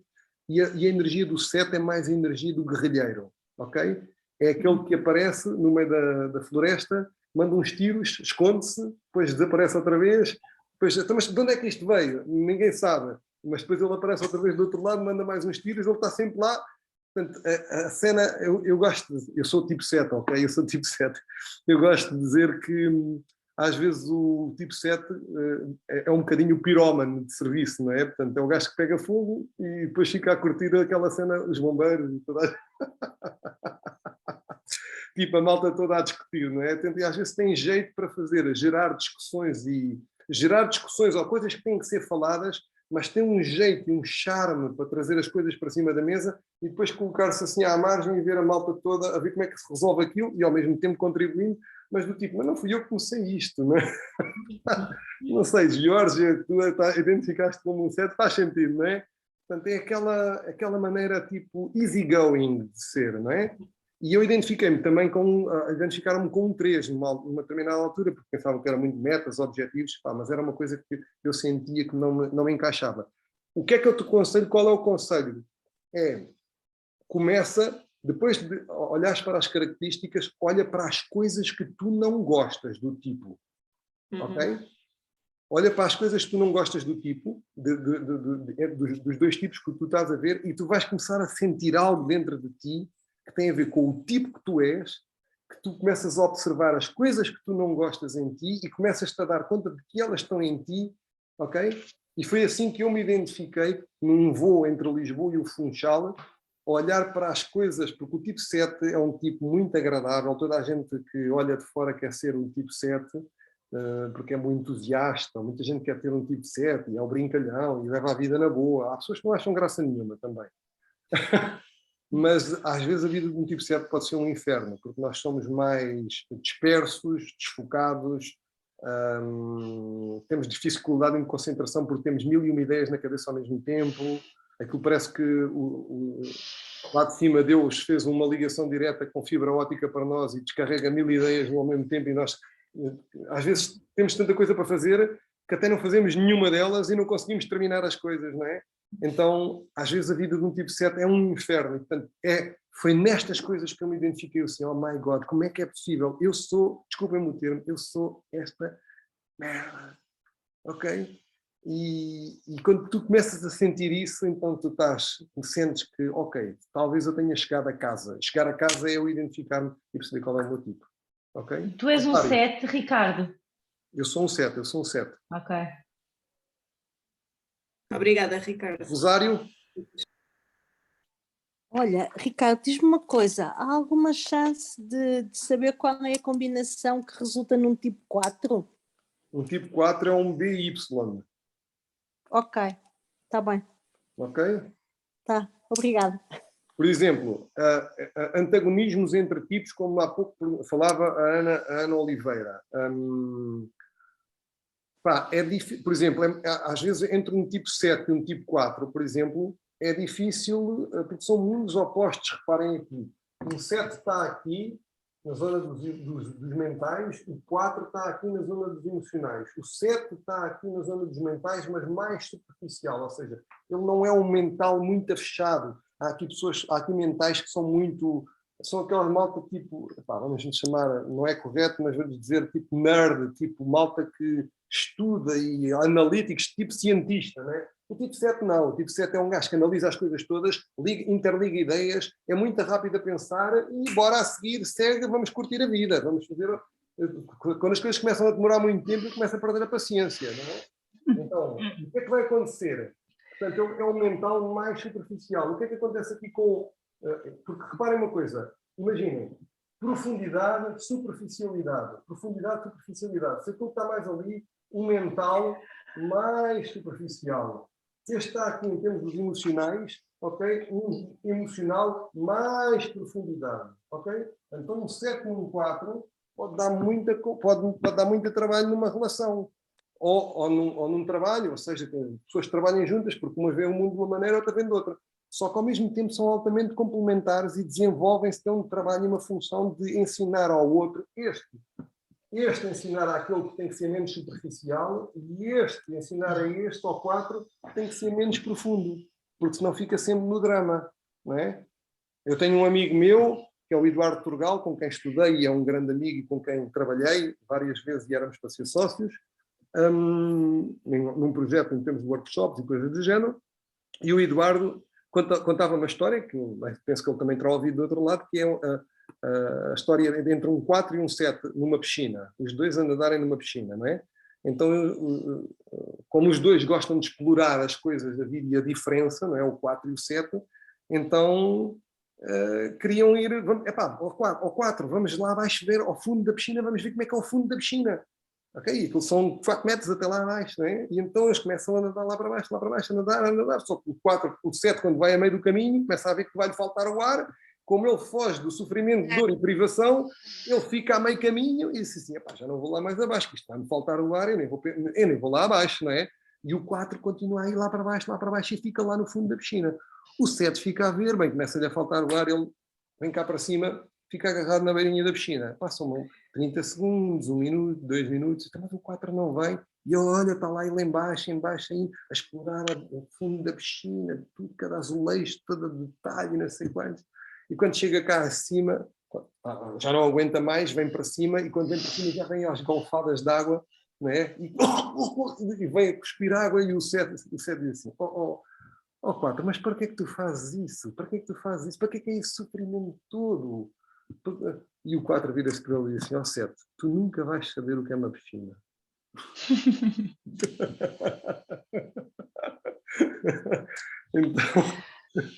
Então é isto. Vera, tens outra pergunta? Não? Ok. Então, baixa aí a mãozinha, já está. Ok. Então, vou falar dos mentais para fechar o ciclo, não é? Vou pensar aqui perguntas desta rapaziada. Ligação com problema. Obrigado, Anabela. Ok. CY é um tipo 1. CY não. CY é um tipo 6, ok? Bruno Gonçalves, CY é um tipo 6. Ok, então vamos lá aqui compartilhar a tela e ver a última parte, que tem a ver com os mentais. Então bora lá aos mentais. Ok, tipo 5, especialista tranquilo, ok? Então, conhecimento é poder, é o lema dele. O foco está nos dados, informações, análises. Este é um observador, ok? Informações, análises, limites, privacidade, conhecimento para se sentir seguro, ok? Este conhecimento aqui é poder. Eu tenho que saber as coisas, porque eu não quero contar com ninguém. Eu quero só depender de mim próprio. O que é que ele evita? Intrusões no tempo ou no espaço. Sentir-se sem energia, ou seja, o tipo 5 faz a gestão de espaço, tempo e energia. Significa que conta os minutos que está com as pessoas. Se lhe dizem que é para estar numa festa, ir a uma festa que ele não aprecia muito, mas se é para ir a uma festa, ele diz, ok, é de que horas a que horas? A malta diz normalmente, começa às 3, mas não sei a que horas acaba. Não, diz-me a que horas acaba, porque eu tenho que saber quanto tempo é que eu vou despender da minha energia que está aqui. Portanto, tudo o que seja envolvimentos emocionais, isto é um tipo muito da cabeça e tenta pôr aqui algumas barreiras, ok? Superpoder deles, análise objetiva, avaliação de dados, visão à distância. Portanto, esta malta sabe um pouco de tudo, faz uma pergunta, são uma enciclopédia ambulante, não é? Ok, desafios, ser invadido no seu espaço, no seu tempo, na sua energia. Colaboração estreita, ok? Tipo, muita proximidade é cortar uma privacidade, pouca distância, ok? Portanto, ao contrário do tipo 2, normalmente, que quer muita proximidade, o 5 quer muito afastamento, ok? Compartilhar informações pessoais, não penses, ok? Isto é aquele tipo de pessoas que nem sequer gosta de emprestar os seus livros. Aliás, as pessoas... Eu no outro dia falava com uma mulher, tipo 5, e ela dizia-me, é que nem me pedem dizê-lo, eles nem me pedem. Ok, emoções, os desafios. Áreas de crescimento, conectar-se e expressar sentimentos no momento. Comunicar-se mais com os outros. Ou dizer, é as áreas que eles têm que expressar sentimentos e comunicar-se mais. Vamos ao tipo 6. Acho que há aqui alguns também. Um tipo que também está sujeito muito à questão da ansiedade, ok? Por razões diferentes do tipo 1. Todos estamos hoje em dia sujeitos à ansiedade, mas estes dois tipos mais. O cético leal. Cético leal...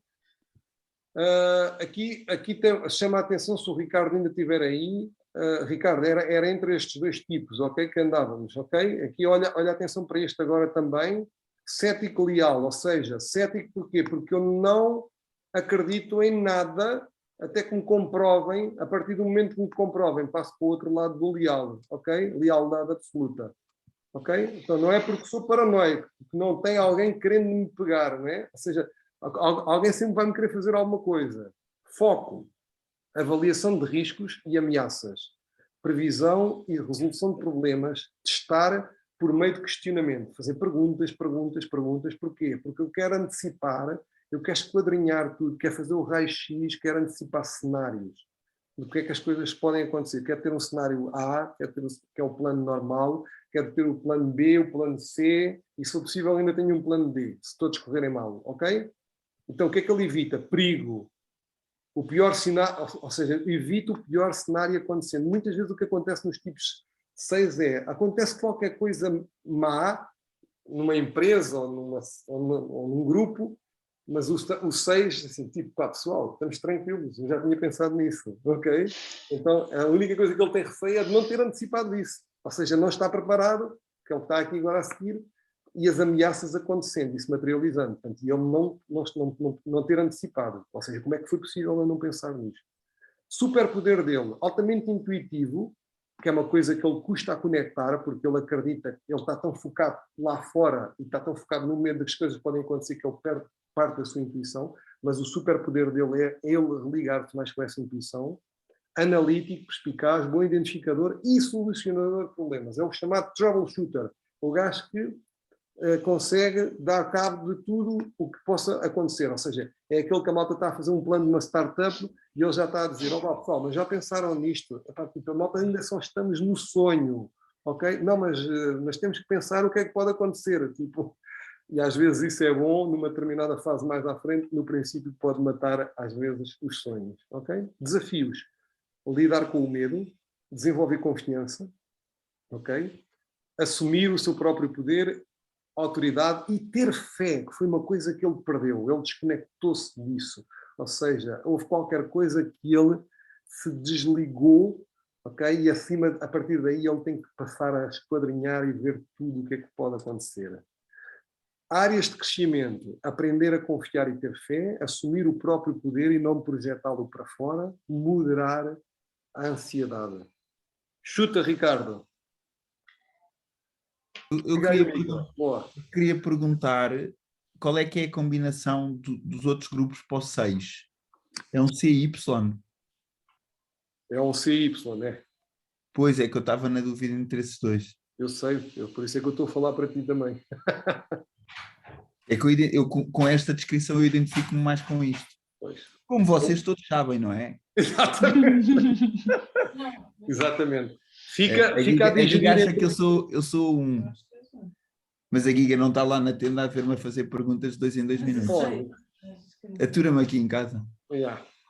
Mas pronto, está Mas bem. O 1 e o 6 têm comportamentos muito parecidos por razões, motivações diferentes, ok? A cena é mitigar tudo o que possa acontecer que eu não controlo, que está mal, ok? E vou-te dizer uma coisa aqui, só para ti, e tu já falaste um bocado entre nós, a cena da fé tem a ver com a autoridade, com a figura paterna, ok?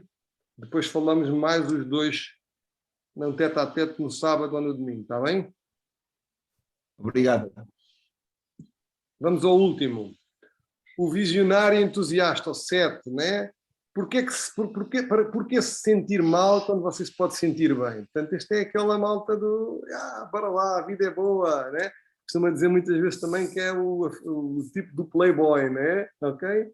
Mas não é só isso. Pronto, vocês já viram. Foco no positivo, possibilidades futuras, planeamento para a diversão e prazer e manter o humor. É sempre aquela coisa do não, pare, siga e tal. Ok? Então, o que é que ele evita? A dor, a ansiedade, ok? Emoções negativas, cenas... Agora devia dizer cenas fatelas, já não dizia isto há tanto tempo. Cenas fatelas, ok? Moods muito dark ou depressivos, não é? Funerais, assim... Olha, eu como 7, o que é que eu não gosto? Festas que parecem funerais. Odeio. E às vezes há malta que faz festas de... Então, o que é que eles buscam? Liberdade, opções, evitar a liberdade e opções limitadas. Ou seja, aquilo que eu falei há pouco. Eu quero liberdade. Conversas difíceis. Por isso, daquela questão da superficialidade que eu estava a falar há pouco. Ou seja, quando a coisa vai muito à profundidade, isto vai doer, ok? Superpoder deles, otimistas, pensadores, inovadores e criativos, visionários, estão lá à frente no futuro. A malta às vezes ainda está na conversa, eu já fui lá à frente, já vi o que é que vai acontecer, já vem cá atrás, e ainda a malta está a discutir e assim, esta malta ainda está aqui, tipo, é tão rápido, é tudo tão rápido, que às vezes é tão rápido que nós acabamos por fazer uma coisa que é, em vez de fazer as coisas acontecem na nossa cabeça e depois já não são tão interessantes fazê-las acontecer porque nós já as vivemos por antecipação na nossa cabeça. Já fomos lá à frente e já os vivemos. Ok? Então, o superpoder dele é um reformulador negativo em positivo e é um aventureiro. Ok? Gosta de experiências. Qual é o seu medo? O medo de ficar preso às emoções ou às situações difíceis, sentir-se limitado, discutir o que não está a funcionar. Áreas de crescimento, aprender a desacelerar, mais calmo, menos no futuro, muito menos no futuro, ficar no presente, no aqui e no agora, naquilo que às vezes o Luís diz, é só um pensamento, é o pensamento de não estar a pensar em nada, nem que seja esse. Ver os dados negativos, ver as outras faces das coisas, ver que as coisas às vezes podem não correr bem, não ser tão otimistas, especialmente com o tempo, e permitir-se a sentir sentimentos difíceis. Ricardo, estás com a mão levantada, queres falar ou deixaste a mão levantada? Já não está lá, foi deitar a menina. Perguntas aqui do pessoal. Tá, desculpa, tínhamos esquecido. Ok. Houve alguém que tenha dúvidas sobre o seu tipo?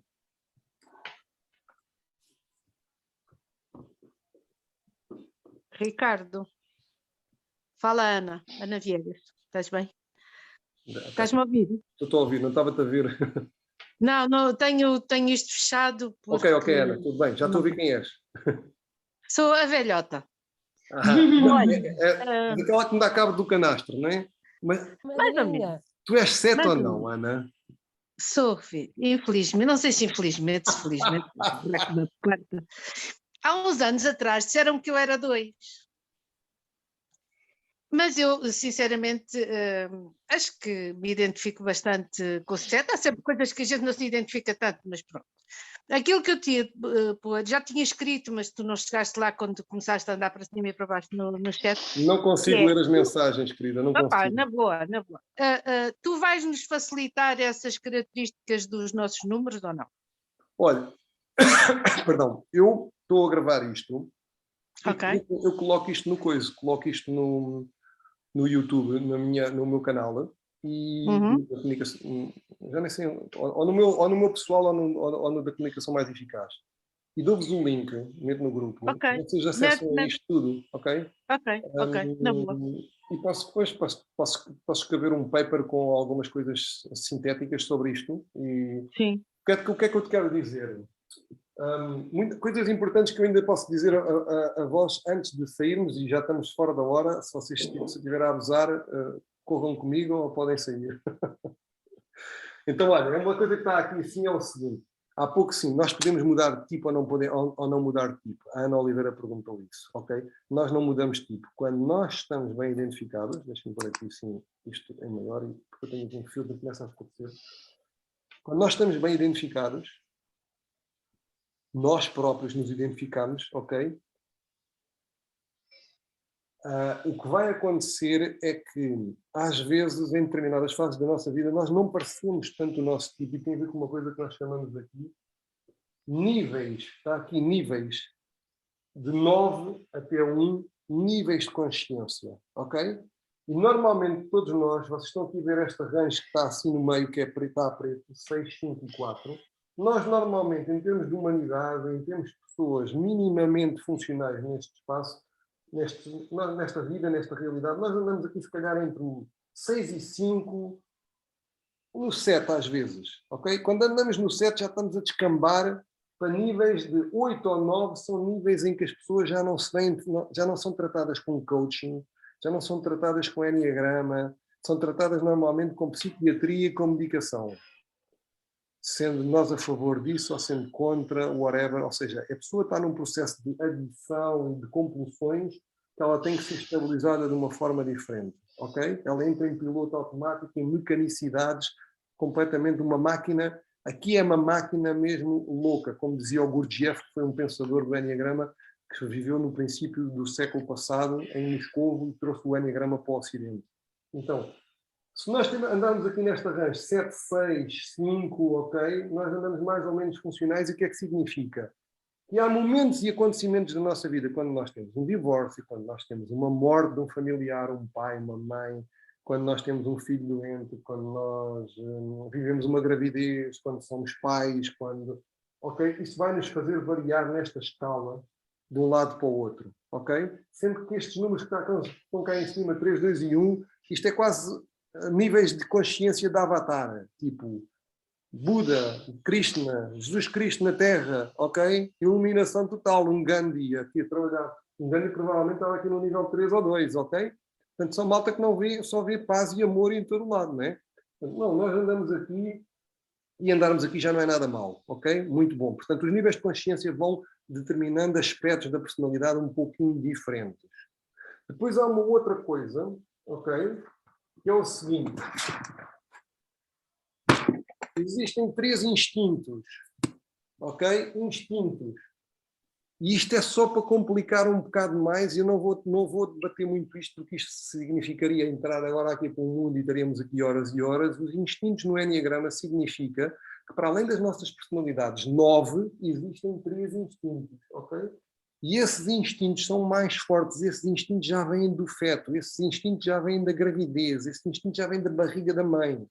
E esses 3 instintos são instintos de autopreservação, que todos nós temos os 3 instintos, só que temos um deles mais forte do que os outros 2, tal como acontece com o nosso centro de inteligência, que somos mais de um do que dos outros 2, e também como somos mais de um tipo do que dos outros 8, ok? Então, nós temos os instintos de autopreservação, eu cuidar de mim, eu assegurar-me do meu conforto, do meu bem-estar e das minhas coisas, ok? E preocupar-me excessivamente com isso, é quando o instinto é dominante. Temos o instinto social, que a minha preocupação é com o grupo, com o todo, é o pertencer, o fazer parte, o estar em grupo, estar com os outros, e depois temos o terceiro instinto que nós no enneagrama designamos, e não percebam isto de uma forma deturpada, nós chamamos de energia sexual, mas podemos lhe chamar de fusão, ou de proximidade, ou one-to-one, um para um. Ou seja, em vez de eu gostar de estar em grupos, eu gosto mais de estar nas interações um para um com as outras pessoas. E isto, obviamente, pode ser feito na relação, que é as nossas relações são sempre de uma energia, de um instinto sexual, porque um homem e uma mulher, ou um homem e um homem, ou uma mulher e uma mulher, whatever, ok? Portanto, essa será uma energia sexual, mas nós temos essa energia com amigos nossos, com grandes amigos, pessoas chegadas. Eu posso ter um grande amigo e estou numa energia muito de um para um com ele, de fusão. Eu quero estar a falar com aquela pessoa e quero que aquela pessoa dê-me toda a atenção dela e que eu lhe dou toda. Então eu entro numa festa, em vez de eu me juntar num grupo, eu prefiro estar em conversas com este, depois paro com este, vou falar com aquele, e por aí vai, ok? Então isso é muita energia mais desta one-to-one, fusão ou proximidade, ok? Então, significa que nós temos uma delas dominante. Quando nós juntamos a energia dominante do tipo, do nosso tipo, 7, 5, ou 2, ou 1, com o instinto dominante, nós vamos ter uma variante, que é o 7, por exemplo, pode ser um 7 social. Então, o que é que está aí a acontecer? A Ana, que estás aí, Ana Viegas, isto é para ti, ok? Um 7, por exemplo, estão aqui as coisas em cima, diz ali social, autopreservação ou sexual, significa que eu tenho que ter um dominante, mas eu não sei qual é. Então, se tu tiveres um social, se tu te preocupares acima de tudo mais com essa mãezinha, ser o do pertencer ao grupo, acarinhar o grupo, tomar conta do grupo, tu vais ter a tendência de ser um 7 social. Um 7 social no Enneagrama é uma variante do tipo 7 que é muito parecida com o tipo 2. Então daí tu poderes parecer um tipo 2. Okay? Normalmente os 7 sociais confundem-se facilmente com o tipo 2. Ok? Então, Madrinha, sim, exatamente. Eu acho que é mais isso. Eu acho que é mais isso que acabaste de explicar. Então a cena tem a ver com qual é o teu drive. O teu drive é prazer, entusiasmo, vida positiva, ver o copo meio cheio sempre. Se o teu drive for esse, depois tu vais trazer esse drive para o grupo, ok? Então é como se tu quisesses trazer isso para o grupo. É para que todos possam ver também e tu vais ajudá-los a ver, ok?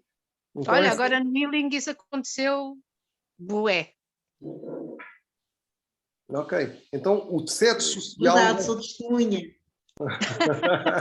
Ok, então o 7 social vai fazer isto, ok? E ele vai ter um instinto dominante. Agora reparem uma coisa, se vocês olharem aqui para baixo, nós temos aqui 9 tipos, ok? Vou trazer para aqui mais o computador. Nós temos 9 tipos, temos 3 instintos, autopreservação, sexual e social. 9 vezes 3, nós temos 9 tipos, 9 vezes 3 dá igual a 27 subtipos. São variantes. Significa o que é que nós estamos aqui a fazer? Quando nós descobrimos o nosso tipo, nós não estamos de repente a arrebentar para montões de tipos, isto fica uma grande confusão. Nós encaixamos num tipo e depois dentro daquele tipo abrimos o fine-tuning, a sintonização fina, para nós percebermos realmente como é que nós somos. Portanto, o Enneagrama vai mapear a psique, um trabalho que nos traz uma ferramenta extraordinária de autoconhecimento. Ok?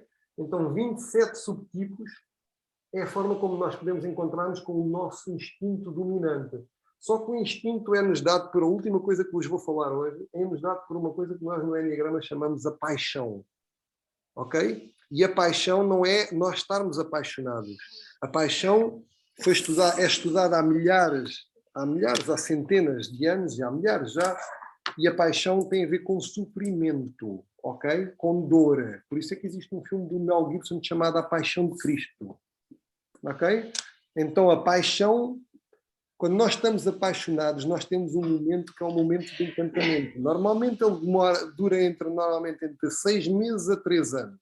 É aquilo que nós chamamos do efeito prolongado de lua de mel, não é? E depois, a partir daquele momento, nós começamos a ver tudo aquilo que não tínhamos visto até ali na outra pessoa, não é? E depois, das duas, uma, ou que se transforma em amor, ou que se transforma em irritação, não é? Então, a grande questão é, a paixão é, digamos, o vício emocional que está dentro de nós. E os padres do deserto, no século IV, que estudaram muito isto profundamente, padres do deserto, porque eles se afastaram da vida nas cidades e entraram em clausura, em vida monástica, com meditação 12 horas por dia, autoobservação e registros completos sobre aquilo que eles viam, observavam, sentiam em si próprios. E eles identificaram 8 paixões inicialmente no século IV e passado mais um século, no século V, eles identificaram uma 9ª. Então, as 9 doenças psicoespirituais da alma humana estão nas paixões. E houve um padre desses que, mais tarde, sendo eleito em Roma, Gregório I, penso eu, no século VIII, ele é ascendendo a Papa em Roma e leva estas 9 paixões, leva-as para o Vaticano, okay, para Roma, e converte-as retirando 2 nos 7 pecados capitais. Ok? E os 7 pecados capitais são estes. É melhor mostrar o slide que é muito mais rápido e vocês veem logo tudo. Os 7 pecados capitais, meus amigos, a paixão que é o fogo que queima, são estes. São para o 1 a ira, para o 2 o orgulho, para o 3 o auto-engano ou a vaidade, e este aqui foi retirado, este não é um dos 7 pecados capitais, ok? A Igreja retirou este, já explico porquê. A inveja é o 4º, a avareza ou o apego é o 5º, é o pecado capital do 5, o medo é o do 6, que foi retirado, tal como o do 3, a gula, pecado capital do 7, a luxúria é o pecado capital do 8 e a preguiça do 9. Todas estas coisas que aqui estão espelhadas são muito mal entendidas porque estas palavras não são bem entendidas na linguagem superficial que temos hoje em dia, que é pouco profunda. Nomeadamente a questão da preguiça, não é que o 9 tem preguiça, ok? O 9 tem uma apatia e uma falta de vontade, às vezes psicoespiritual, para as coisas que ele sente que não é as coisas que ele deve fazer. Então ele não tem energia para despender para aquilo, ok? Até ao momento em que ele se ligue, de facto, são as coisas para fazer. Nomeadamente, falei há pouco, ir ou não ir, António Guterres, ir ou não ir a Moscou falar com o Putin. Epá, não me apetece nada ir enfrentar aquele gajo, percebes? Não quero. Então há uma falta de vontade, é uma coisa que não... É um termo que vem do latim chamado assédia, que é muito antigo e que nós vivemos agora durante os momentos do confinamento. E que foi a falta, vou retirar isto agora aqui, no momento do confinamento nós vivemos este termo da preguiça, todos nós fomos sujeitos a ele, tal como há pouco dizia, ok, mas é possível nós temos um bocadinho de todos os tipos? Sim, então logo temos um bocadinho de todos os pecados capitais, mas temos mais de um do que dos outros 8, porque nós somos de um determinado tipo e estamos sujeitos a isso. Portanto, se eu sou 7, o meu pecado capital é a gula. Agora, quando eu começo a falar de gula, se eu começar a falar no nível superficial, toda a gente pensa que eu estou a falar de comida, ok? Que eu quero comer muito, porque a gula tem a ver com comida. Mas a gula não é só isso. A gula é uma busca incessante por diversidade, por variedade, de tudo. Experiências, de livros, conhecimento, viagens, comida, sexo, droga, álcool, whatever, tudo que for, tudo, ok? Eu quero experienciar tudo. E, por exemplo, a luxúria está ligada com sexo, normalmente. Nós temos uma associação luxuriante, algo luxuriante é algo, sim, tem a ver com isso, mas a busca da luxúria tem a ver com gosto pelos excessos, ou seja, ser excessivo. E ser excessivo no quê? Numa coisa só. Enquanto que o 7 busca uma série de coisas, variedade através da gula, o 8 busca intensidade, excesso de uma coisa só. Se eu gosto de uma coisa, é só daquilo que eu quero e quero mais daquilo. Okay? E, portanto, a preguiça também é este estado em que, eu falava há pouco do termo assédia. Assédia é esta falta de vontade psicoespiritual que vem da alma humana e que no momento do confinamento, quando nós tivemos que ficar meses em casa fechados, a apatia, que é o significado desta palavra assédia, ou preguiça, instalou-se em maior parte de nós. Portanto, a malta começou a deixar de, sei lá, tomar banho, de se vestir para fazer zooms, só se vestia a camisa na parte de cima e já não vestia e estava de boxers, e por aí vai, não é?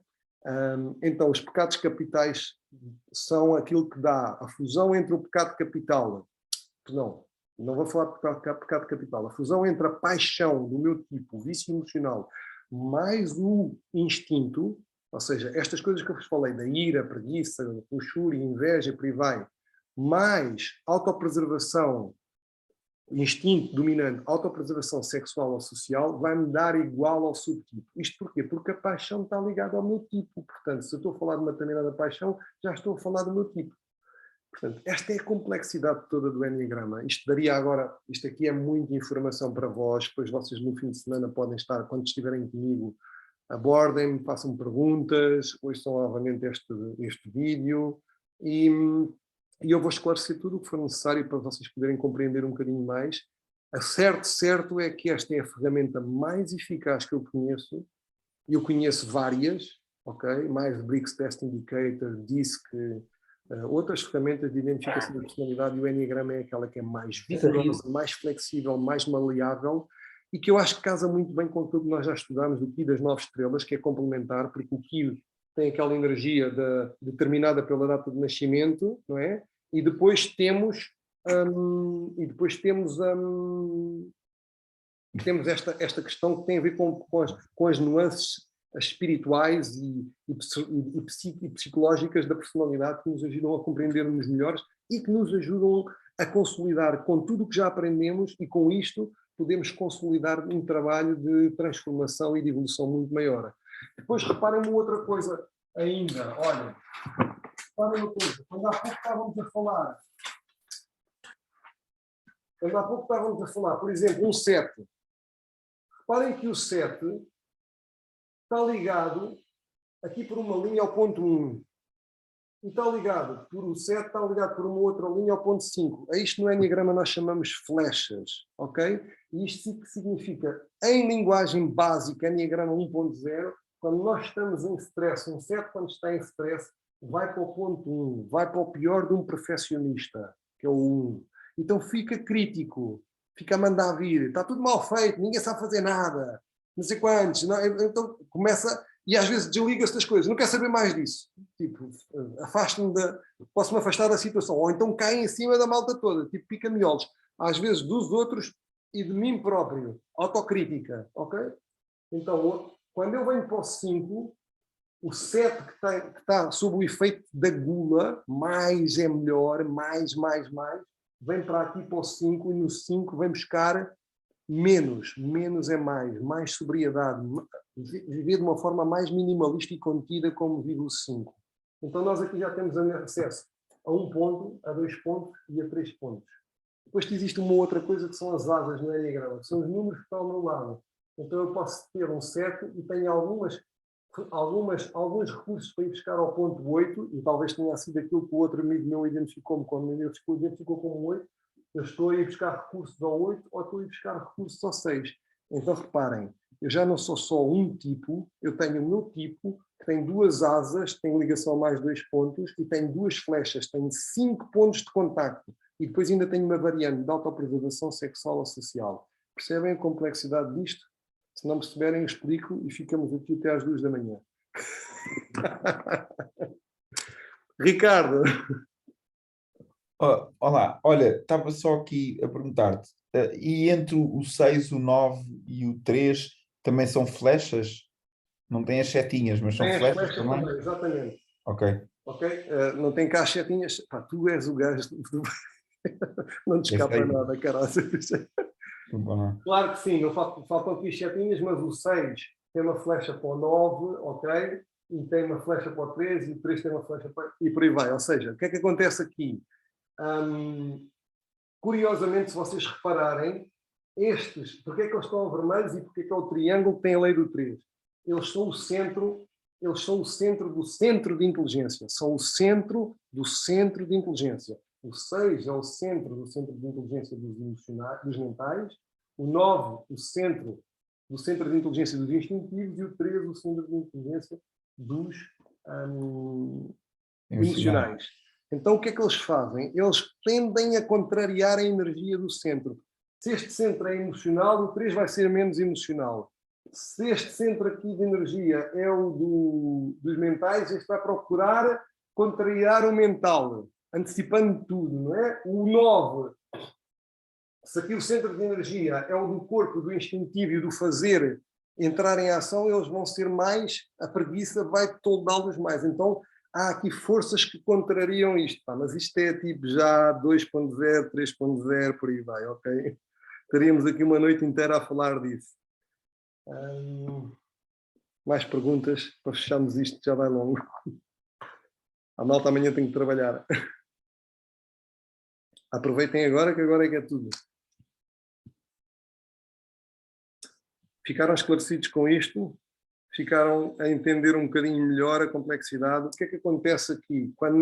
O tipo de trabalho que eu faço é trabalhar coaching com as pessoas, desenvolvimento pessoal. Quando eu começo a trabalhar com uma pessoa, antigamente eu trabalhava coaching só, e tinha também ferramentas de programação neurolinguística e outras coisas. Então o que é que acontece? Eu tentava descodificar quem era a pessoa que estava à minha frente ok? E tentava perceber o que é que ela queria da vida, onde é que ela estava e para onde é que ela queria ir. Com o Enneagrama, o que é que acontece? Eu tenho um acelerador gigantesco, um acelerador de partículas, não é?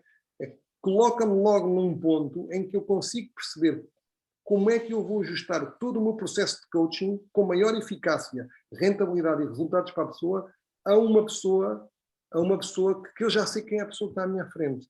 Okay? E ela começa-se a conhecer, tem um processo de autoconhecimento gigante e eu sei exatamente onde é que é desafiar.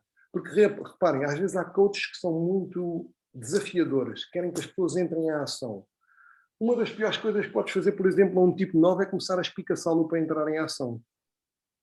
Quanto mais o espicaças para entrar em ação, mais ele vai dizer, agora é que eu não faço. Ok? Então, isto traz aqui uma a Sandra Risse diz já. Então, traz aqui uma série de informação, por exemplo, a minha mãe é tipo 9, não é? Quanto mais eu quero, às vezes, que ela faça uma coisa, e eu temo que ela faça uma coisa, ela das duas diz-me assim, sim, sim, sim, sim. Eu, sim, sim, em linguagem 9 é, talvez. Sim, sim, em linguagem 9 é, descodificando, translate, é, talvez vá fazer. Ela não tem a dizer isto, porque ela não tem dificuldade em dizer não. Tanto o 2 como o 9 têm dificuldade em dizer não. O que é que vai acontecer? Quando ela diz assim, então, mãe, mas depois vamos ver isto, não sei qual. E ela, talvez, depois vemos isso, tá? depois podemos ver isso. Ok, talvez. Sabe o que quer dizer? Não.